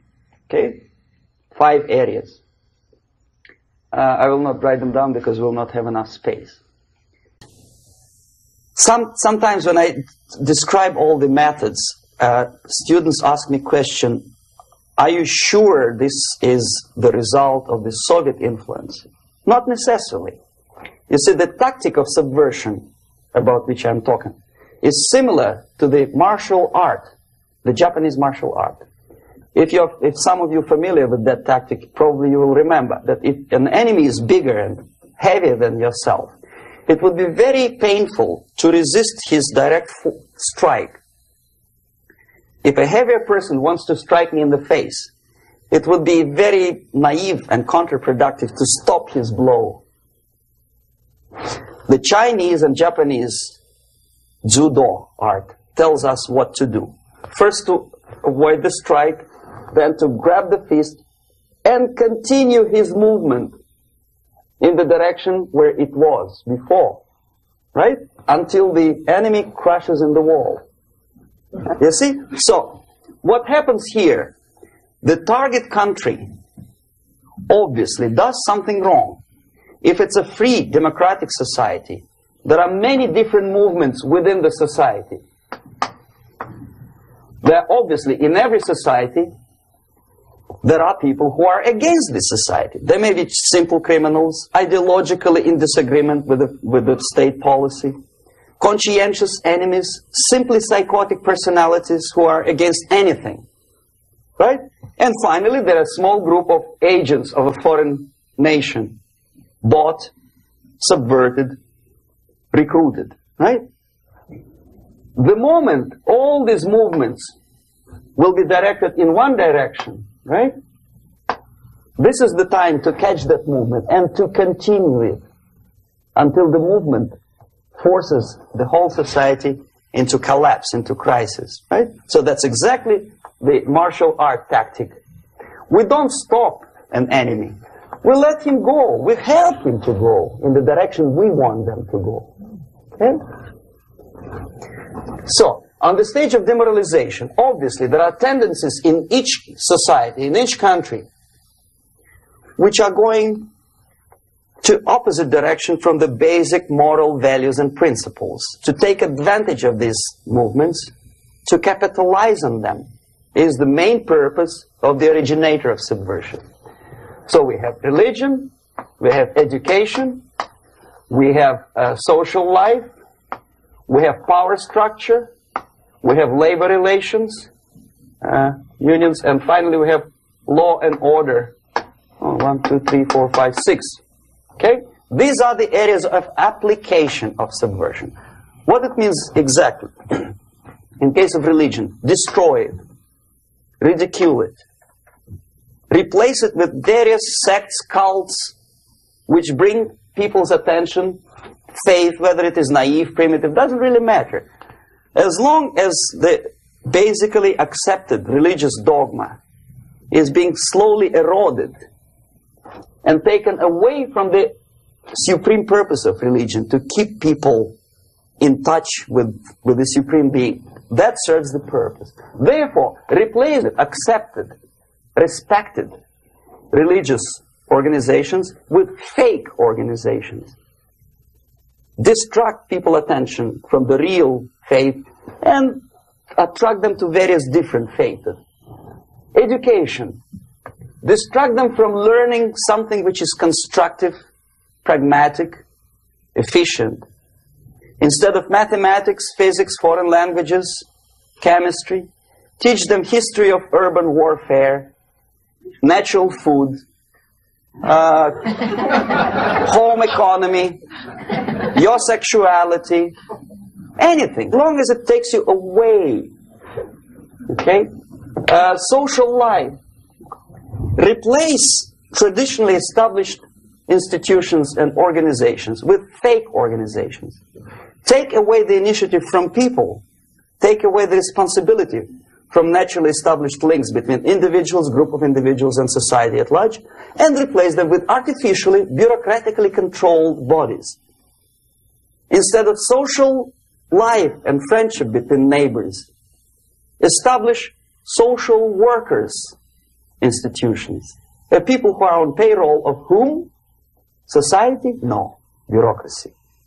The main concern of social workers is not your family, not you, not social relations between groups of people. The main concern is to get the paycheck from the government. What will be the result of their social work doesn't really matter.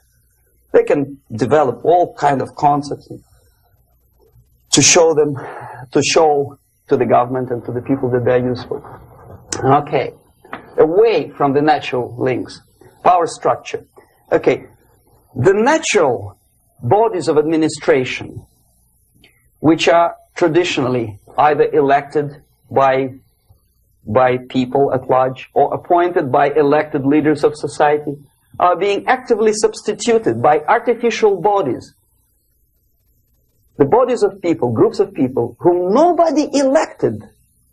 Never. As a matter of fact, most of the people don't like them at all, and yet they exist. One of such group is media. Who elected them? How come they have so much power? Almost monopolistic power on your mind. They can rape your mind. But who elected them? How come they have a nerve to decide what is good and what is bad for the elected by you, president, and his administration? Who the hell are they? Spiro Agnew, who was hated by the liberal left, called them a bunch of enfeebled snobs. And that's exactly what they are. They think they know. They don't. The level of mediocrity in a big establishment like New York Times, Los Angeles Times, major television network, you don't have to be excellent journalist. You have to be exactly a mediocre journalist. That's easier to survive. There's no competition anymore. You have your good, nice income, $100,000 a year. That's it. Whether you are better or worse doesn't really matter anymore. As soon as you are smiling to the camera and do your job. That's it. No more competition. Power structure slowly is eroded by the bodies and groups of people who do not have neither qualification nor the will of people to keep them in power, and yet they do have power. Okay. Together with that, there is another process. Law enforcement, law and order organization and structure is being eroded. For the last 20, 25 years, if you see old movies and new movies, you can see that in new movies, a policeman, an officer of the United States Army looks dumb, angry, psychotic, paranoid. A criminal looks nice, kind of, well, he smokes hash and shoots the whatever drug, but basically he's a nice human being. He's creative. And he's unproductive only because society oppresses him. Whereby a general of Pentagon is always, by definition, a war maniac. A policeman is a pig, rude policeman. He abuses his power. No? A generalization like that. The hatred, the mistrust to the people who are supposed to protect you and enforce law and order. Moral relativity. The Angelo Buono process lasted 2 years in Los Angeles. And yet there are still some lawyers who say, look, he's a nice character, as a matter of fact. There was some witness who said, also a criminal, who said, well, he's a nice guy. I asked him one day to burn a house of my enemy, and he wouldn't do it. He's a nice fella. Erosion.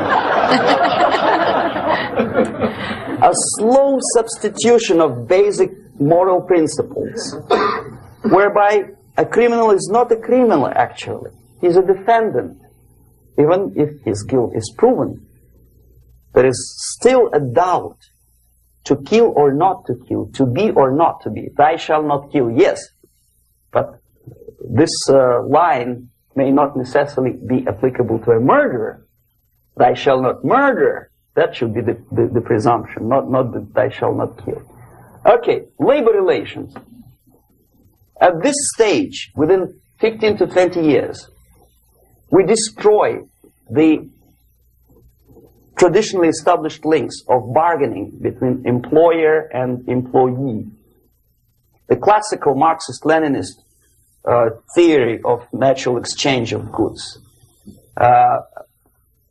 A person A has 5 sacks of grain and person B has 5 pairs of shoes. And the natural exchange without money is when they bargain between each other. And only with the introduction of the third force, C, an entirely third foreign stranger who says, no, don't give him 5 sacks of grain, give it to me. And you give me your 5 pairs of shoes, and I will distribute it accordingly. So that the economy will go. This is the death of natural exchange, death of natural bargaining. Well, trade unions were established 100 years ago.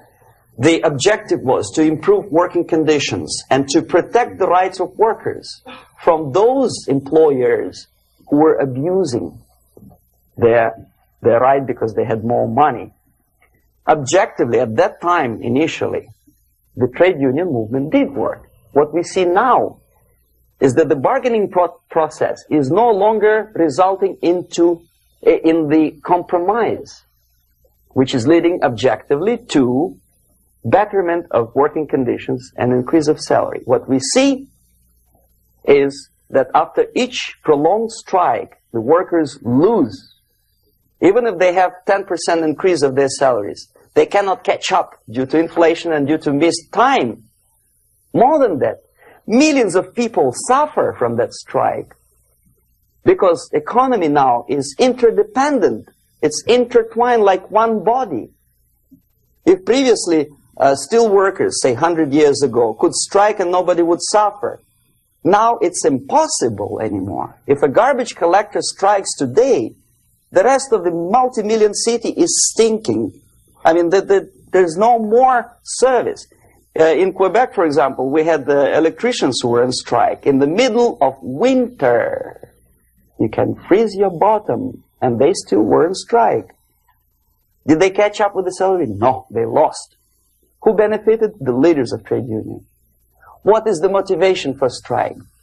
Improving of workers' condition? No, obviously it's not. Then what is it? Ideology. To prove to these capitalists. And the obedient horde of workers, like sheep, follow these people. And they cannot disobey. Why? Because if they do, you know what happens to them. Pickets, murders, shooting truck drivers by picketers. In Montreal, for example, I saw with my own eyes when I was correspondent of CBC International, Canadian Broadcasting Corporation, when the workers of aircraft factory destroyed computers and the equipment in the factory. And the administration employed strike breakers. Their cars were turned upside down and burned. Their houses were burned. Their kids were intimidated. And some victims were there. Of that we can be sure. Why? To improve conditions of workers? No. Ideology. Okay, so this is what happens basically. It may or may not happen without the help of the Soviet Union. But the natural tendencies are being greatly taken advantage of and capitalized by the Soviet propaganda systems. How? Whenever trade union strikes, we have influx of propaganda, mass media, ideological dissemination. The workers' right, and we repeat it like parrots. Yes, workers' right. Whose rights? Workers? No. The only freedom of worker to sell his labor according to his own desire and will is taken away from him. By whom? By trade union boss. Unlimited power is given. Responsibility. I want to sell my labor not for $2.50 an hour, but for $2. I don't have right. My freedom is denied to me. I know that if I sell my work for $2 an hour, not for $3 an hour, I will compete better with the other guy who is lazy and more greedy. I don't need $3. I need only $2. No, I was made to believe by media, by business, by advertising agencies that I need more and more and more. Have you ever heard any advertising on TV to consume less? No. No way. Whether you need a six-cylinder car or not, you have to buy it. And hurry up. When I was driving here, on the local radio station, an excited announcer said, "You hurry up, rush and save, save, save. There is a pantyhose sale." Save by buying more. See? Of course. It would be too naive to expect that KGB makes that advertising agency to do such a crazy commercial. No, of course not. But what we did when I was working for Novosti Press, we would snow plow editorial offices, student organizations, religious groups with literature of class struggle. If not directly Marxism, Leninism propaganda, then a propaganda of of the legitimate aspirations of working class, betterment of life, equality. Equality, mind you. President Kennedy once said, we will make America to believe that people are born equal. Are people born equal? Is there any mentioning in the Bible or any other holy scripture in any religion, if you don't believe me, go to the library and check it. There is not a single word about equality. Just the opposite. By your deeds, God will judge you. What you do is important. The merit of your personality. You cannot legislate equality. If you want to be equal, you have to be equal. You have to deserve it. And yet we build our society on the principle of equality. We say people are equal. We know it is false. It's a lie. Some people are tall and stupid. Others are short, bold, and clever.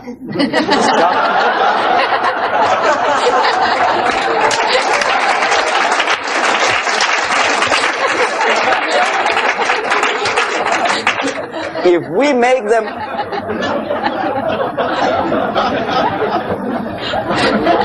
we make them equal by force, if we put the principle of equality in the basis of our socio-political structure, it's the same thing as building a house on sand. Sooner or later it will collapse, and that's exactly what happens. And we, as Soviet propaganda makers, are trying to push you in the direction which you go yourself. Equality, yes, equality. People are equal. Land of equal opportunities. Is it true or not? Think about it. Equal opportunities. Should there be equal opportunities? For me and for a lazy bastard who comes here from some other country and immediately registers as a welfare recipient benefits? I never received a single dollar. No, sorry, I did receive once. But I never applied for welfare. For the 13 years, I took any job.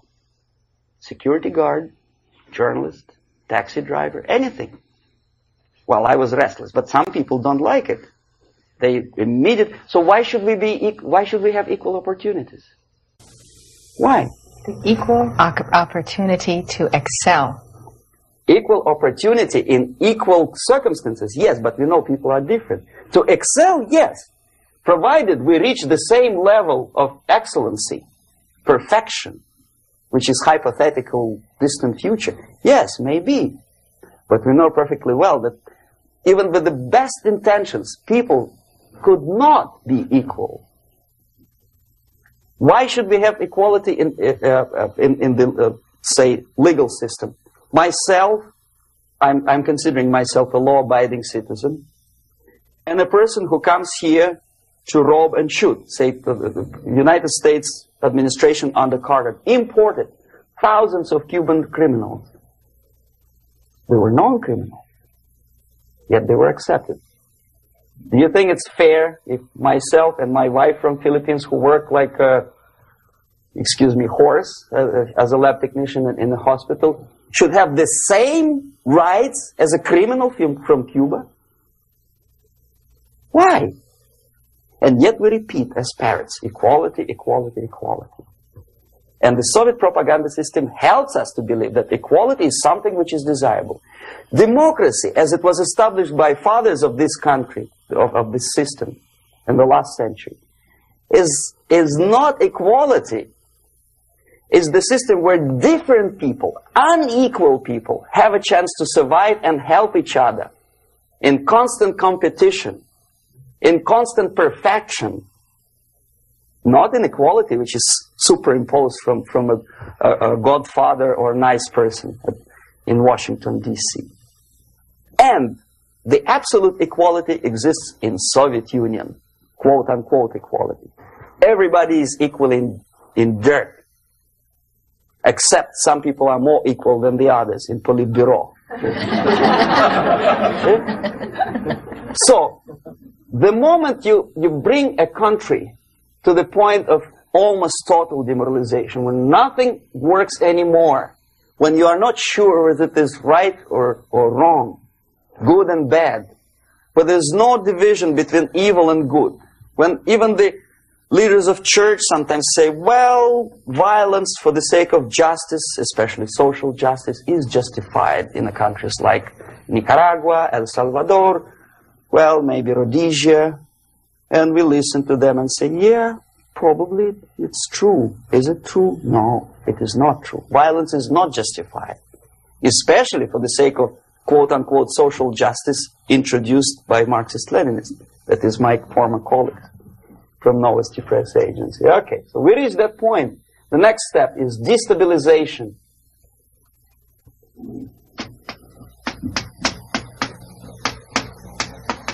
Again, this word says for itself what it is. To destabilize all the relations, all the accepted institutions and organizations in a country of your enemy. How you do it? You don't have to send a battalion of KGB agents to blow up bridges. No. You let them do it themselves. The area of application is, again, it's narrower now.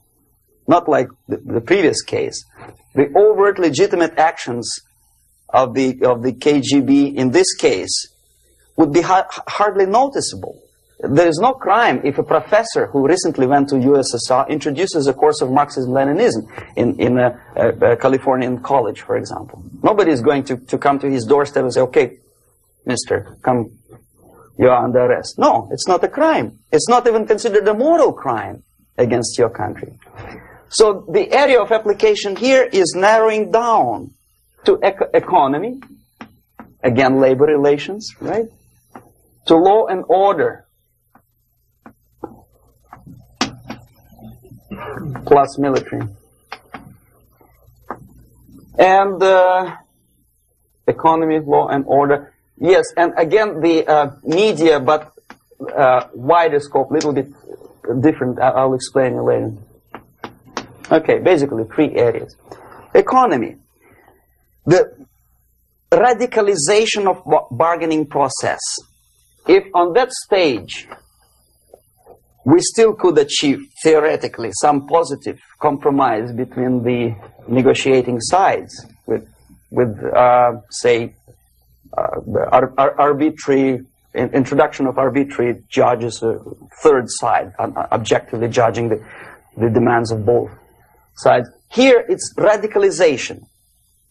On the stage of destabilization, we cannot come to compromise even within a family. The husband and wife couldn't figure out which is better. Husband wants his kids to eat at the table, and wife wants a child to roam around the room and drop food all over the floor. They cannot come to compromise unless they start a fight. It's impossible to reach a compromise, constructive compromise, between neighbors. Some people say, I don't like you to watering your lawn at that time because exactly at that time I'm walking my dog and he's getting nervous. He cannot pass his bowels, you know. So they cannot compromise. They go to a civil court or something like that. Radicalization of human relations. No more compromise. Fight, fight, fight. The normal, traditionally accepted relations are destabilized. The relations between teachers and students in schools and colleges. Fight. The relations in economical sphere between laborers and employers are further radicalized. No more acceptance of the legitimacy of demands of workers.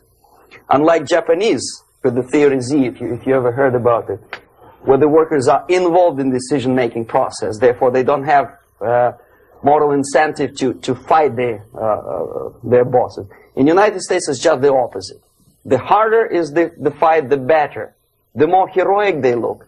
When the Greyhound network was on strike recently, the correspondents of local TV networks all over the United States were approaching the strikers, and they say, oh yes, we are doing something nice. They looked like heroes and they were proud. There was some family, the husband was a bus driver.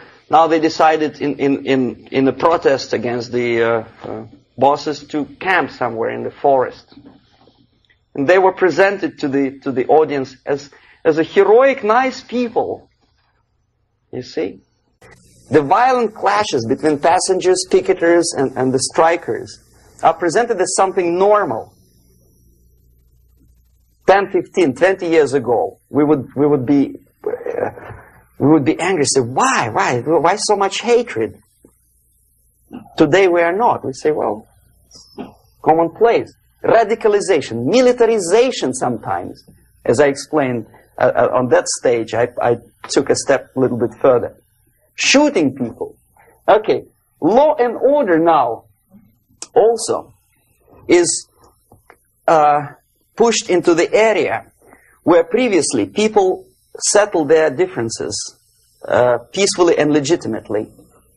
Now we are getting with this court cases in the smallest irrelevant cases.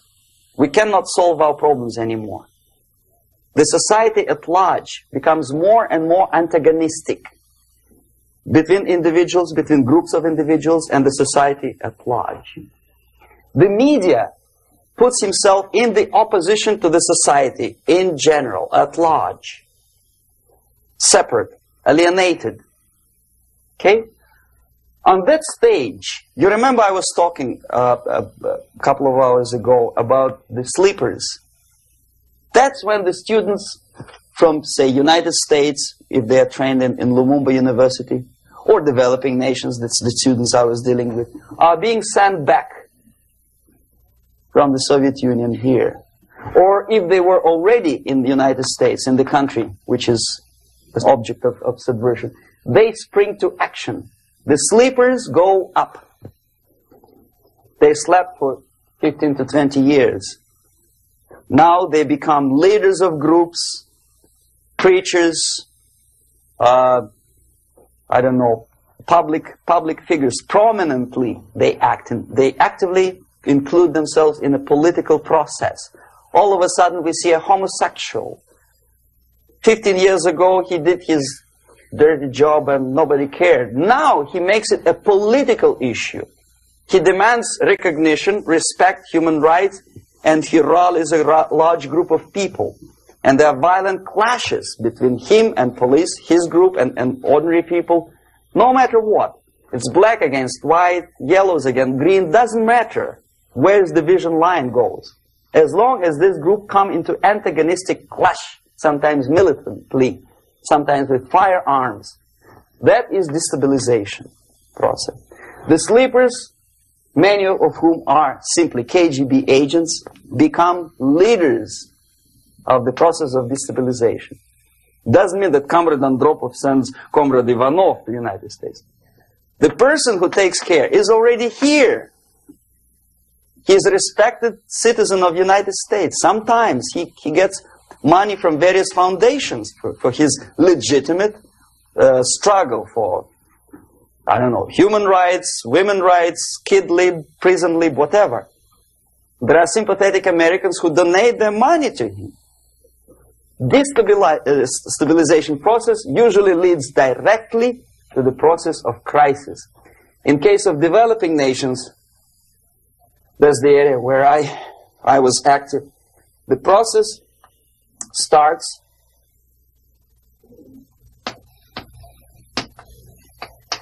when the legitimate bodies of power, the social structure collapse. It cannot function anymore. So instead, we have artificial's body injected into society, such as non-elected committees. You remember I was talking about them here.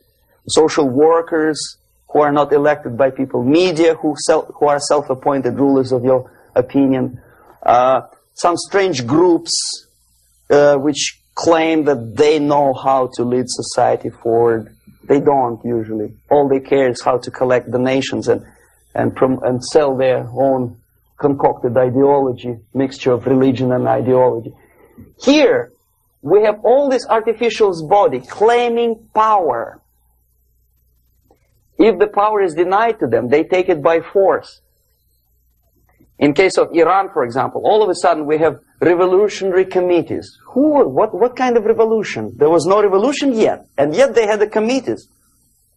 They were taking power of judgment. They had the power of execution, they had the power of legislation, and that they had the power of judicial. All of them combined in one person, who is half-baked intellectual, sometimes graduated from Harvard University or Berkeley.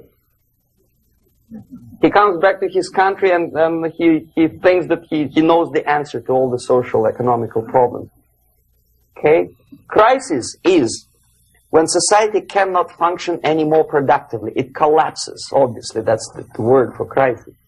So therefore, the population at large is looking for a savior. The religious groups are expecting a messiah to come. The workers say, we have family to feed.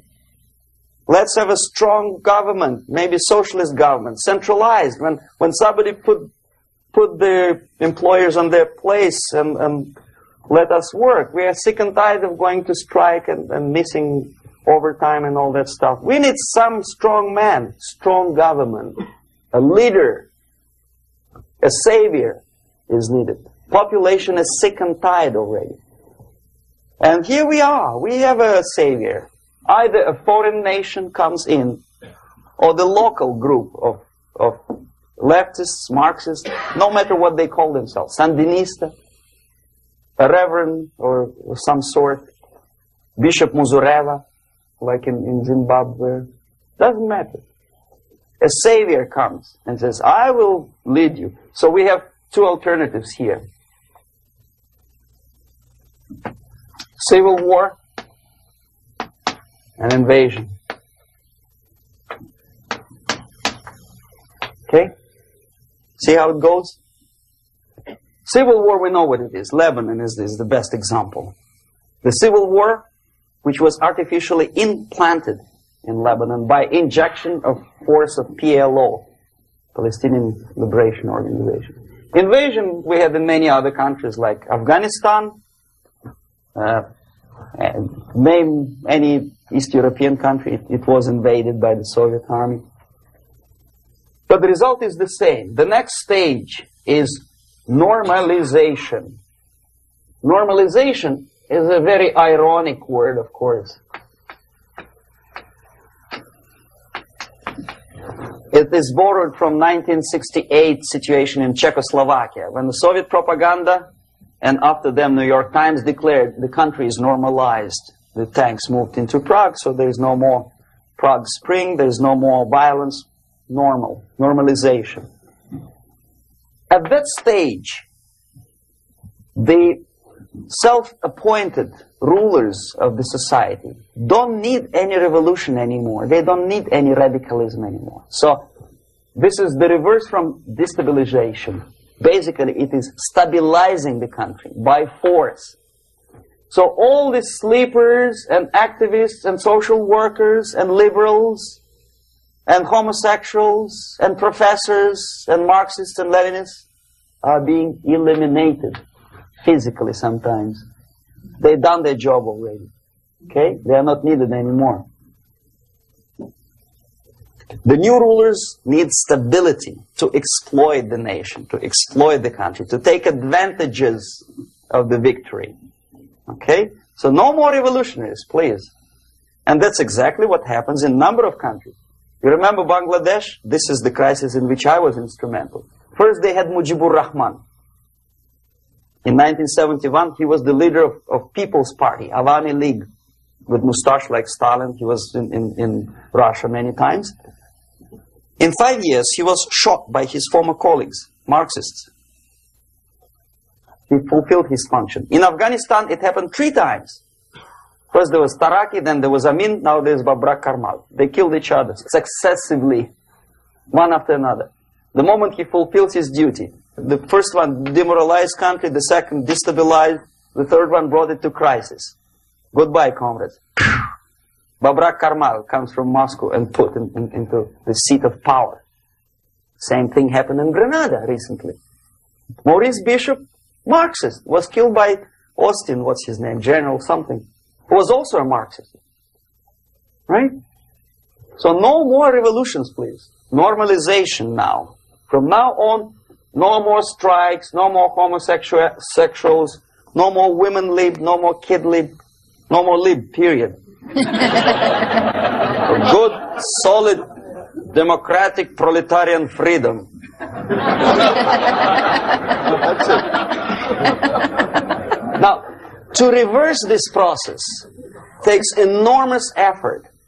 When today, United States had to invade Grenada to reverse the process of subversion. Some people say, boy, this is not good, it's not kosher to invade the beautiful country, island of Grenada. Well, why didn't you stop the process here, when Grenada was just approached by leftists? Why not to prevent Maurice Bishop to come in power in the first place? Did Grenadians want him? Very questionable. They didn't know who was Maurice Bishop in the first place. He came to power by coup d'etat himself. Okay? No, we let the situation develop further and further and further until the crisis and normalization very soon. And then the United States decided to invade country, discovering that the country was absolutely a military base for the Soviet Union. Of course it's a drastic measure. Of course it's a pity that Marine Corps had to lose, what, 17 lives. Very bad. Why not to stop the process before it comes to crisis? Oh, no, intellectuals will not let you. It's interference into domestic affairs. They're very careful not to let American administration to interfere in domestic affairs of Latin American countries. They don't mind Soviet Union interfere in these affairs. Okay. So to reverse this process, from here, it takes only and always military force. No other force on earth can reverse this process at this point. At this point, it does not take military invasion of the United States Army. It takes strong action, like in Chile.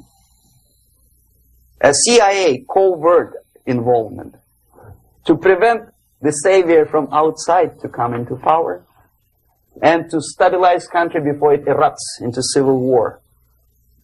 Okay? Support the right-wing conservative forces. By money, by crooks or love, doesn't matter.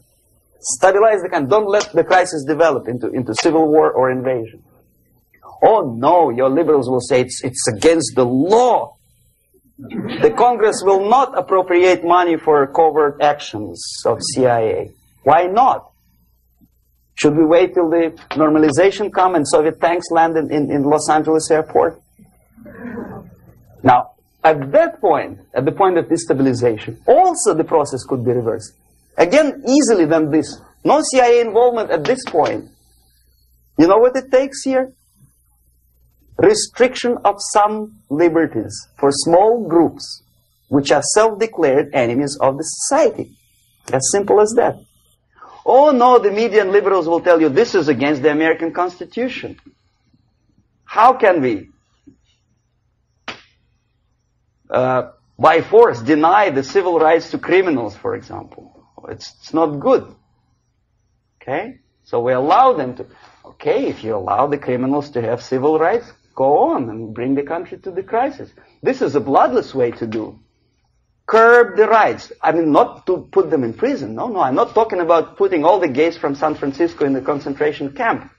Do not allow them to take political force. Do not elect them to the seats of power, whether it is municipality level, state level, or federal level. It has to be beaten in the heads of American voters that a person like that in the seats of power is an enemy. Do not be afraid of this word. It is an enemy. If he is not an enemy here, he will be here. Later on, he will be shot, of course. But at this point, he is an enemy. Okay? You are doing great service by denying him a right to capitalize on his own crazy ideas and become a powerful man, a man who uses the seat of power. Restriction of certain freedoms and permissiveness at that point would prevent sliding into crisis, and probably will return the process of destabilization. To curb unlimited power, monopolistic power of trade unions, here, at that point, would save economy from collapsing. To introduce a law to stop private companies of raping public opinion's mind in the direction of consumerism. No company must have a right to force you into buying more unless you want it. There must be a law. You want to advertise your car? Okay. But not a single mentioning of buying it now and saving money. It must be against the law to force people to consume more. Self-restraint. Previously, before this process started, the self-restraint was a business of church, religion. Because our preachers, the fathers of church, would tell us, material values are good, but it's not the prime function of human being. Because you have to live with something. Obviously, the design for our life is not to consume more deodorants. There must be something greater. If such a complicated instrument as human body was created, obviously there must be some higher purpose for that. And it's very easy to avoid destabilization by denying the greedy companies one little freedom, one little liberty, forcing you into turning yourself into processors of unwanted products and goods. They turn you into machines, like the worm who there's inlet and outlet. So, and how long an average appliance lasts these days? Less than a year. Why? Where's workmanship? Oh, we want you to buy more. Okay. Destabilization process could be easily overcome if, as I say, the society, by its own will or after persuasion by the leaders, will come to the idea of self-restraint. It's so hard, we want to consume more, but you have to.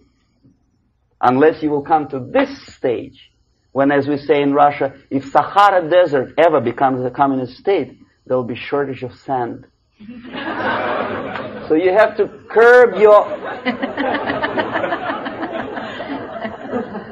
You have to curb your expectations at this point before it's too late. But no, we don't want to do it. Demoralization process. Again, it's the easiest thing to reverse. First of all, by restricting import of propaganda. The easiest thing to do. Unlimited, unrestrained import of Soviet literature, Soviet journalists. Giving Soviet propaganda and ideological agitators equal time on American TV network. It has to be stopped. And it's easier. They won't be offended, mind you. As a matter of fact, they will respect America more. But when my former colleague Vladimir Posner appears on Nightline and Ted Koppel asks him, well, Vladimir, what do you think about this and that? What can he think? He is an instrument of propaganda. He thinks what Comrade Andropov tells him to think. He's just a nice, articulate mouthpiece of the Soviet subversion system. And Ted Koppel makes you believe that my friend Vladimir Posner thinks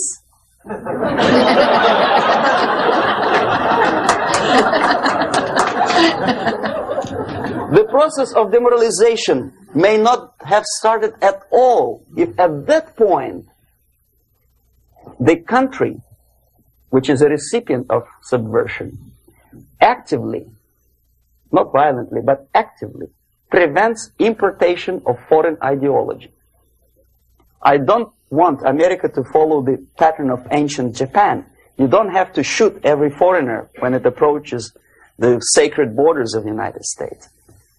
But when he offers you a junk in the disguise of very shiny something, you have to tell him, no, we have our own junk.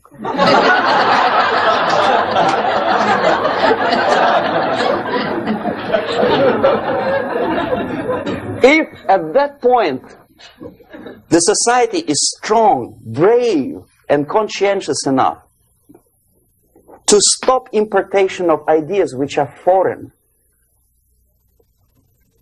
Then the whole chain of events could be prevented. Recently I've been to Philippines, and I was shocked how in big cities like Manila, children listen to deafening music.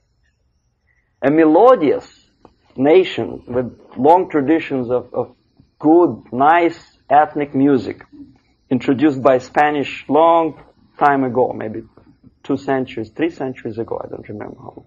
All of a sudden listen to musical garbage, blasting their radios at full blast, at full volume. Why? In India, I spent many years watching the reactions of Indians walking out of movie theaters after seeing Hollywood production. They couldn't figure out why Americans are so wasteful. They smash their cars, their shiny cars every 5 minutes. How come they shoot each other for $500,000? Is it true that they are so obsessed with sex? Can you imagine showing a movie where each 5 minutes there's a copulation on the screen to a country like India with long tradition of respect to these private matters, or to Pakistan? And United States expect these people to respect you? No way.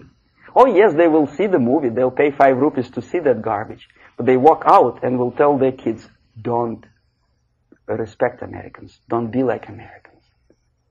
See? So, the process of demoralization could be stopped right here, both as an expert and as an import. And that takes one step, one very important thing to do. You don't have to expel all the KGB agents from Washington, D.C. The most difficult and at the same time the simplest answer to the subversion is to start it here and even before, by bringing back the society to religion, something that you cannot touch and eat and put on yourself, but something that rules society and makes it move and preserve it. A Soviet scientist, Shafarevich, who has nothing to do with religion, he is a computer scientist, did a very intensive research on the history of socialist countries. He calls socialist or communist any country with a centralized economy and a pyramidal style of power structure.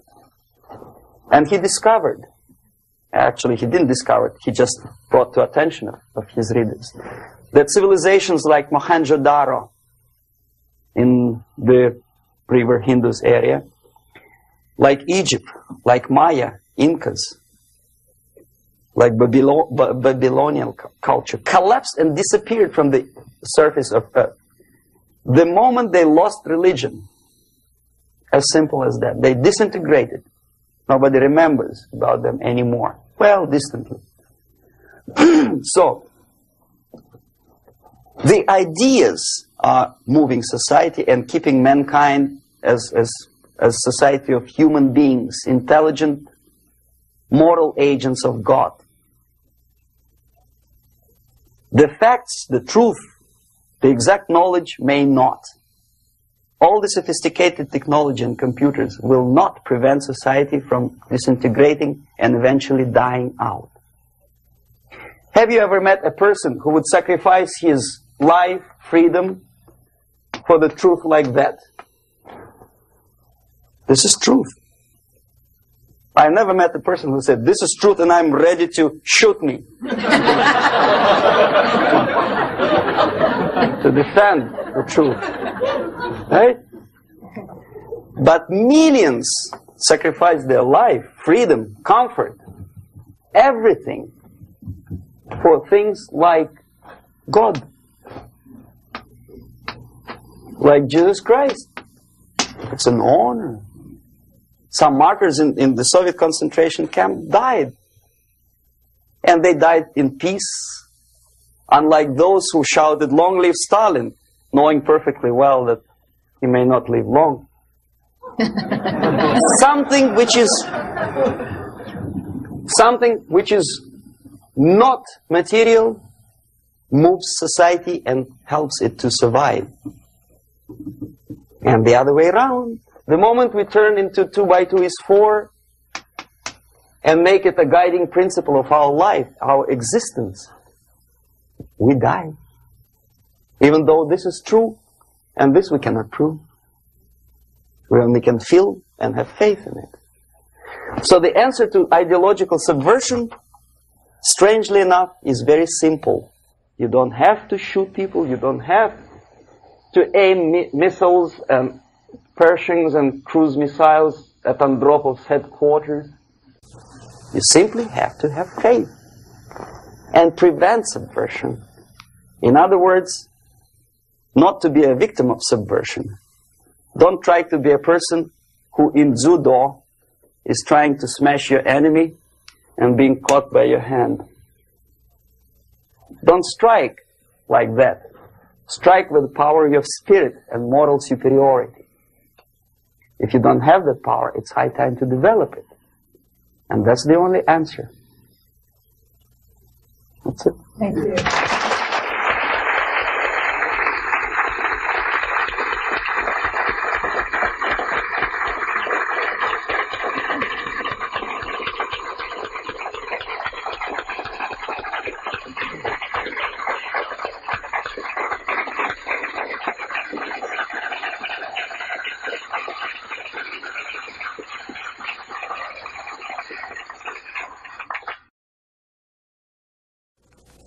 Can you describe how a concept is formulated, turned into propaganda, and then ends up on someone's bumper sticker or in a newspaper? What's the step-by-step process? The other thing is, how close is the Politburo to the actual propaganda creating process? And finally, the 007 incident was notable in the fact that it took a long time before the Soviets responded to it, and then the military took the lead in terms of explaining what had happened rather than the political organs. And I wanted to know why that actually happened. Okay. Now, the propaganda concepts are not being developed. They had been developed long time ago. There's nothing basically new in the concept of overall propaganda methods and goals. The ultimate goal, however ridiculous it may sound, or primitive or simplistic, is the world domination. Many experts in foreign policy would ridicule my opinion, but this is what it is. I saw it with my own eyes. I was a part of that. So, and my father was, I think I mentioned that before, he was an inspector of land forces. He traveled all over the world where the Soviet troops were stationed. So he knows perfectly well that the troops are not stationed there to collect harvests for Cubans or to help Afghanis to develop the hordes of cattle or goats. They are there for one purpose: world domination. The concepts, the immediate issues or problems are created, of course, for propaganda purposes, and they end up as a bumper stickers, probably not long. It takes really short period of time. Unlike some other things in the Soviet system, propaganda is one of the things that they don't save money on. And there is a huge apparatus of propaganda experts in USSR. Novosti press agency is just one of them, one of the organizations. But apart from that, there is a department of agitation and propaganda within the Central Committee. There are faceless people, names of whom you will never learn. They're kind of classified. I didn't explain you the methods today because it will take us another day. The methods include such things as semantic manipulation. The words and expressions are being coined at the rate of 5 expressions a minute by extremely clever, educated experts. And the media outside of USSR obediently repeats this cliché. I give you just several examples, not to take your time, not to bore you to death. Okay, I mentioned one thing, United Nations. The expression was invented by the Soviet propaganda experts, not by Americans. We know perfectly well it's not united, and it has nothing to do with nations. More than half of the delegations in UN do not represent any nation at all. They are disunited, obviously. The United Nations had not been able to solve a single military conflict. Nowhere in the world. They provoked war, yes, they took part in wars, but they didn't prevent expansion of communism, or they did not prevent a single war anywhere. So the true expression, the true term for United Nations could be disunited bureaucracies. Okay, another cliche which was coined in Moscow by experts of propaganda. National Liberation Movement.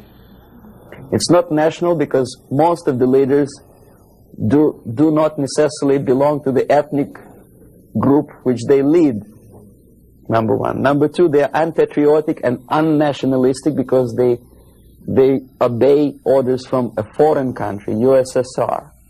Okay? They are trained in USSR, they are paid by the Soviet system, and they work in the interests of the Soviet system. Liberation. Whom they are liberating? Who is being liberated? And movement. Movement, we understand, is something which moves, unlike something which is static. National liberation does not move. It's a war.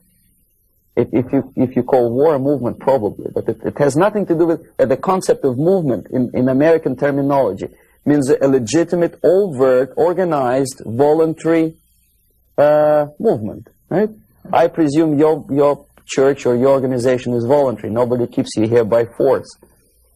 Okay. National Liberation Movement is an army of bandits, professional bandits, which are kept within the framework of the movement by force. If they betray, it's like in mafia, they're going to be executed. Okay, another example of semantic manipulation is free medical aid, for example.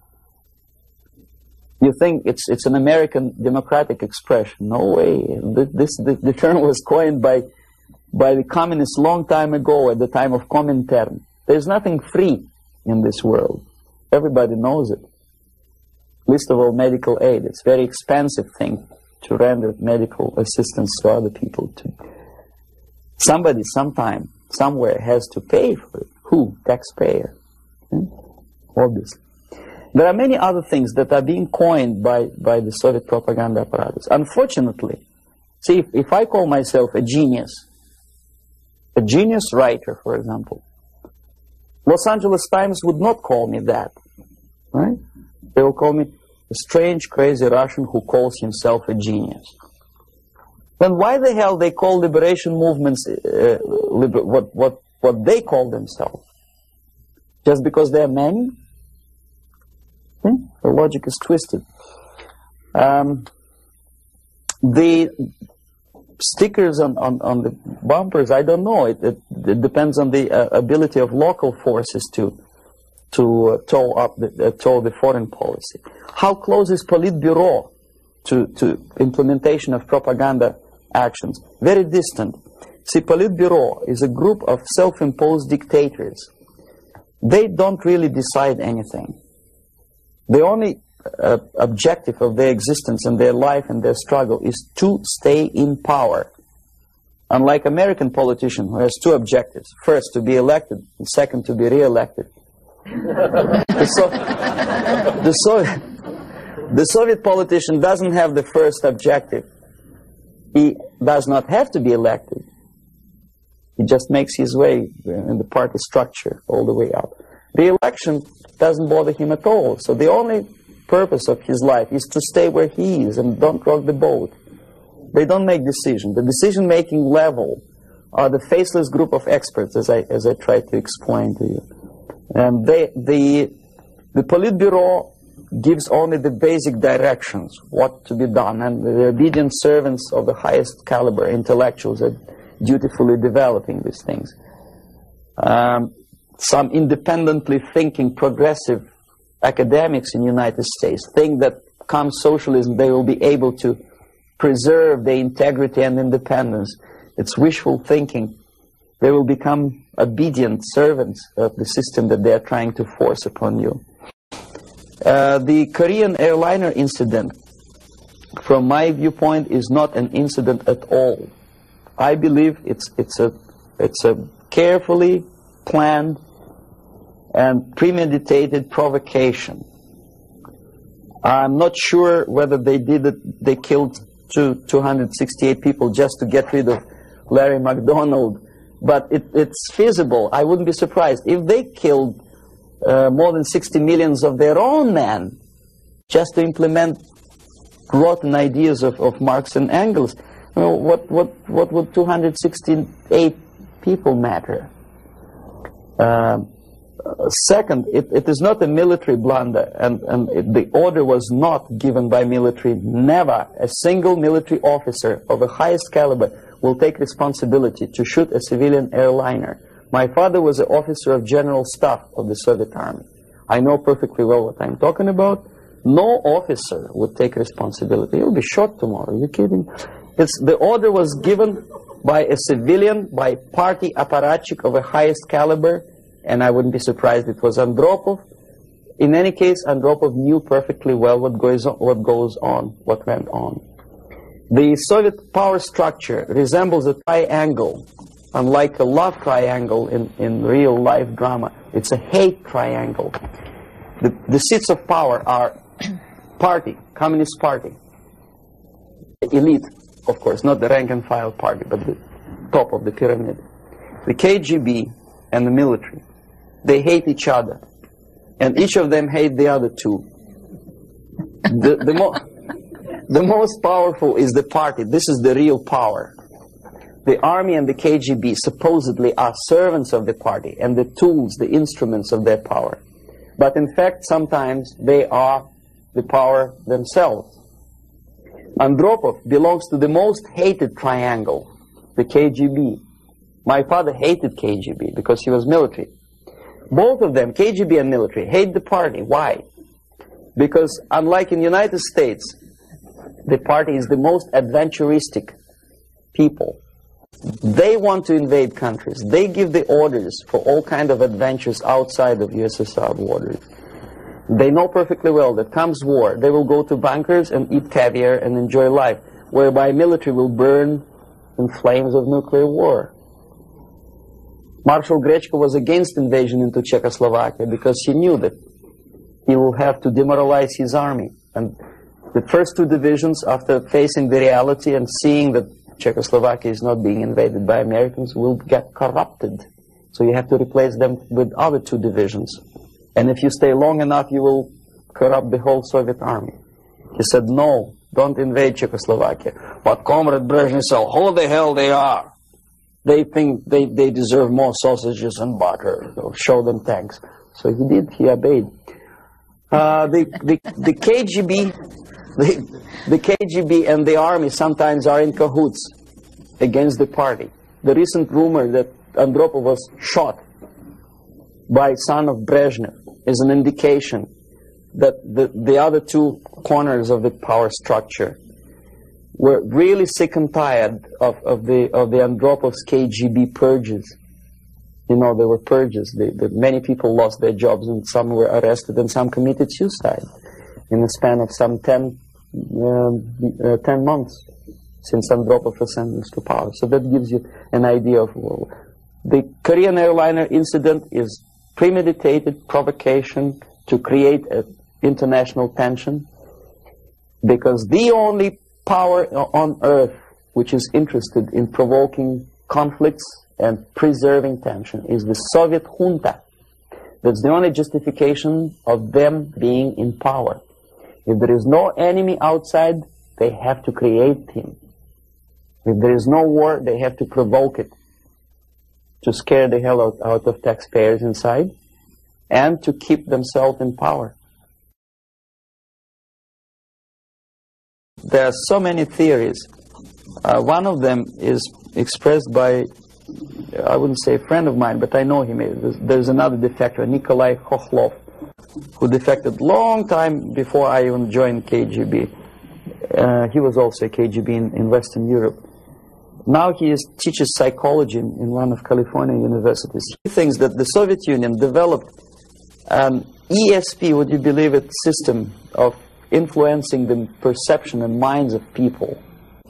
And the generators of ESP willpower can be focused on individuals and groups of individuals so efficiently that you can literally focus that beam or whatever it is on a pilot or two pilots or three pilots and convince them that actually they are flying on the safe territory, so there is no need, you can convince them that there is no need to contact the ground-based station, and you can artificially draw the plane by brainwave into the Soviet airspace. Whether it is true or not, I don't know. But I know one thing, that when I was a student and I graduated from Oriental Studies Institute, one of my friends, he was an extremely intelligent Jewish boy. He graduated from the mathematical department of Moscow State University. After 3 years, I returned from India for vacation, and I met him in the during the reception at the Academy of Science, and I said, "What are you doing here?" He said, "I'm working in a secret research bureau." You know, the secret, which means basically defense industry, they don't have addresses, they have post box numbers. And I say, is it that much secret that you cannot tell me what you research? He said, "You wouldn't believe me, brain waves." And I never saw him again. ESP, which officially in the Soviet media is described as a pseudoscience and decadent capitalist gimmick to sidetrack the minds of proletariat from the real issues of class struggle. But obviously KGB takes seriously that pseudoscience.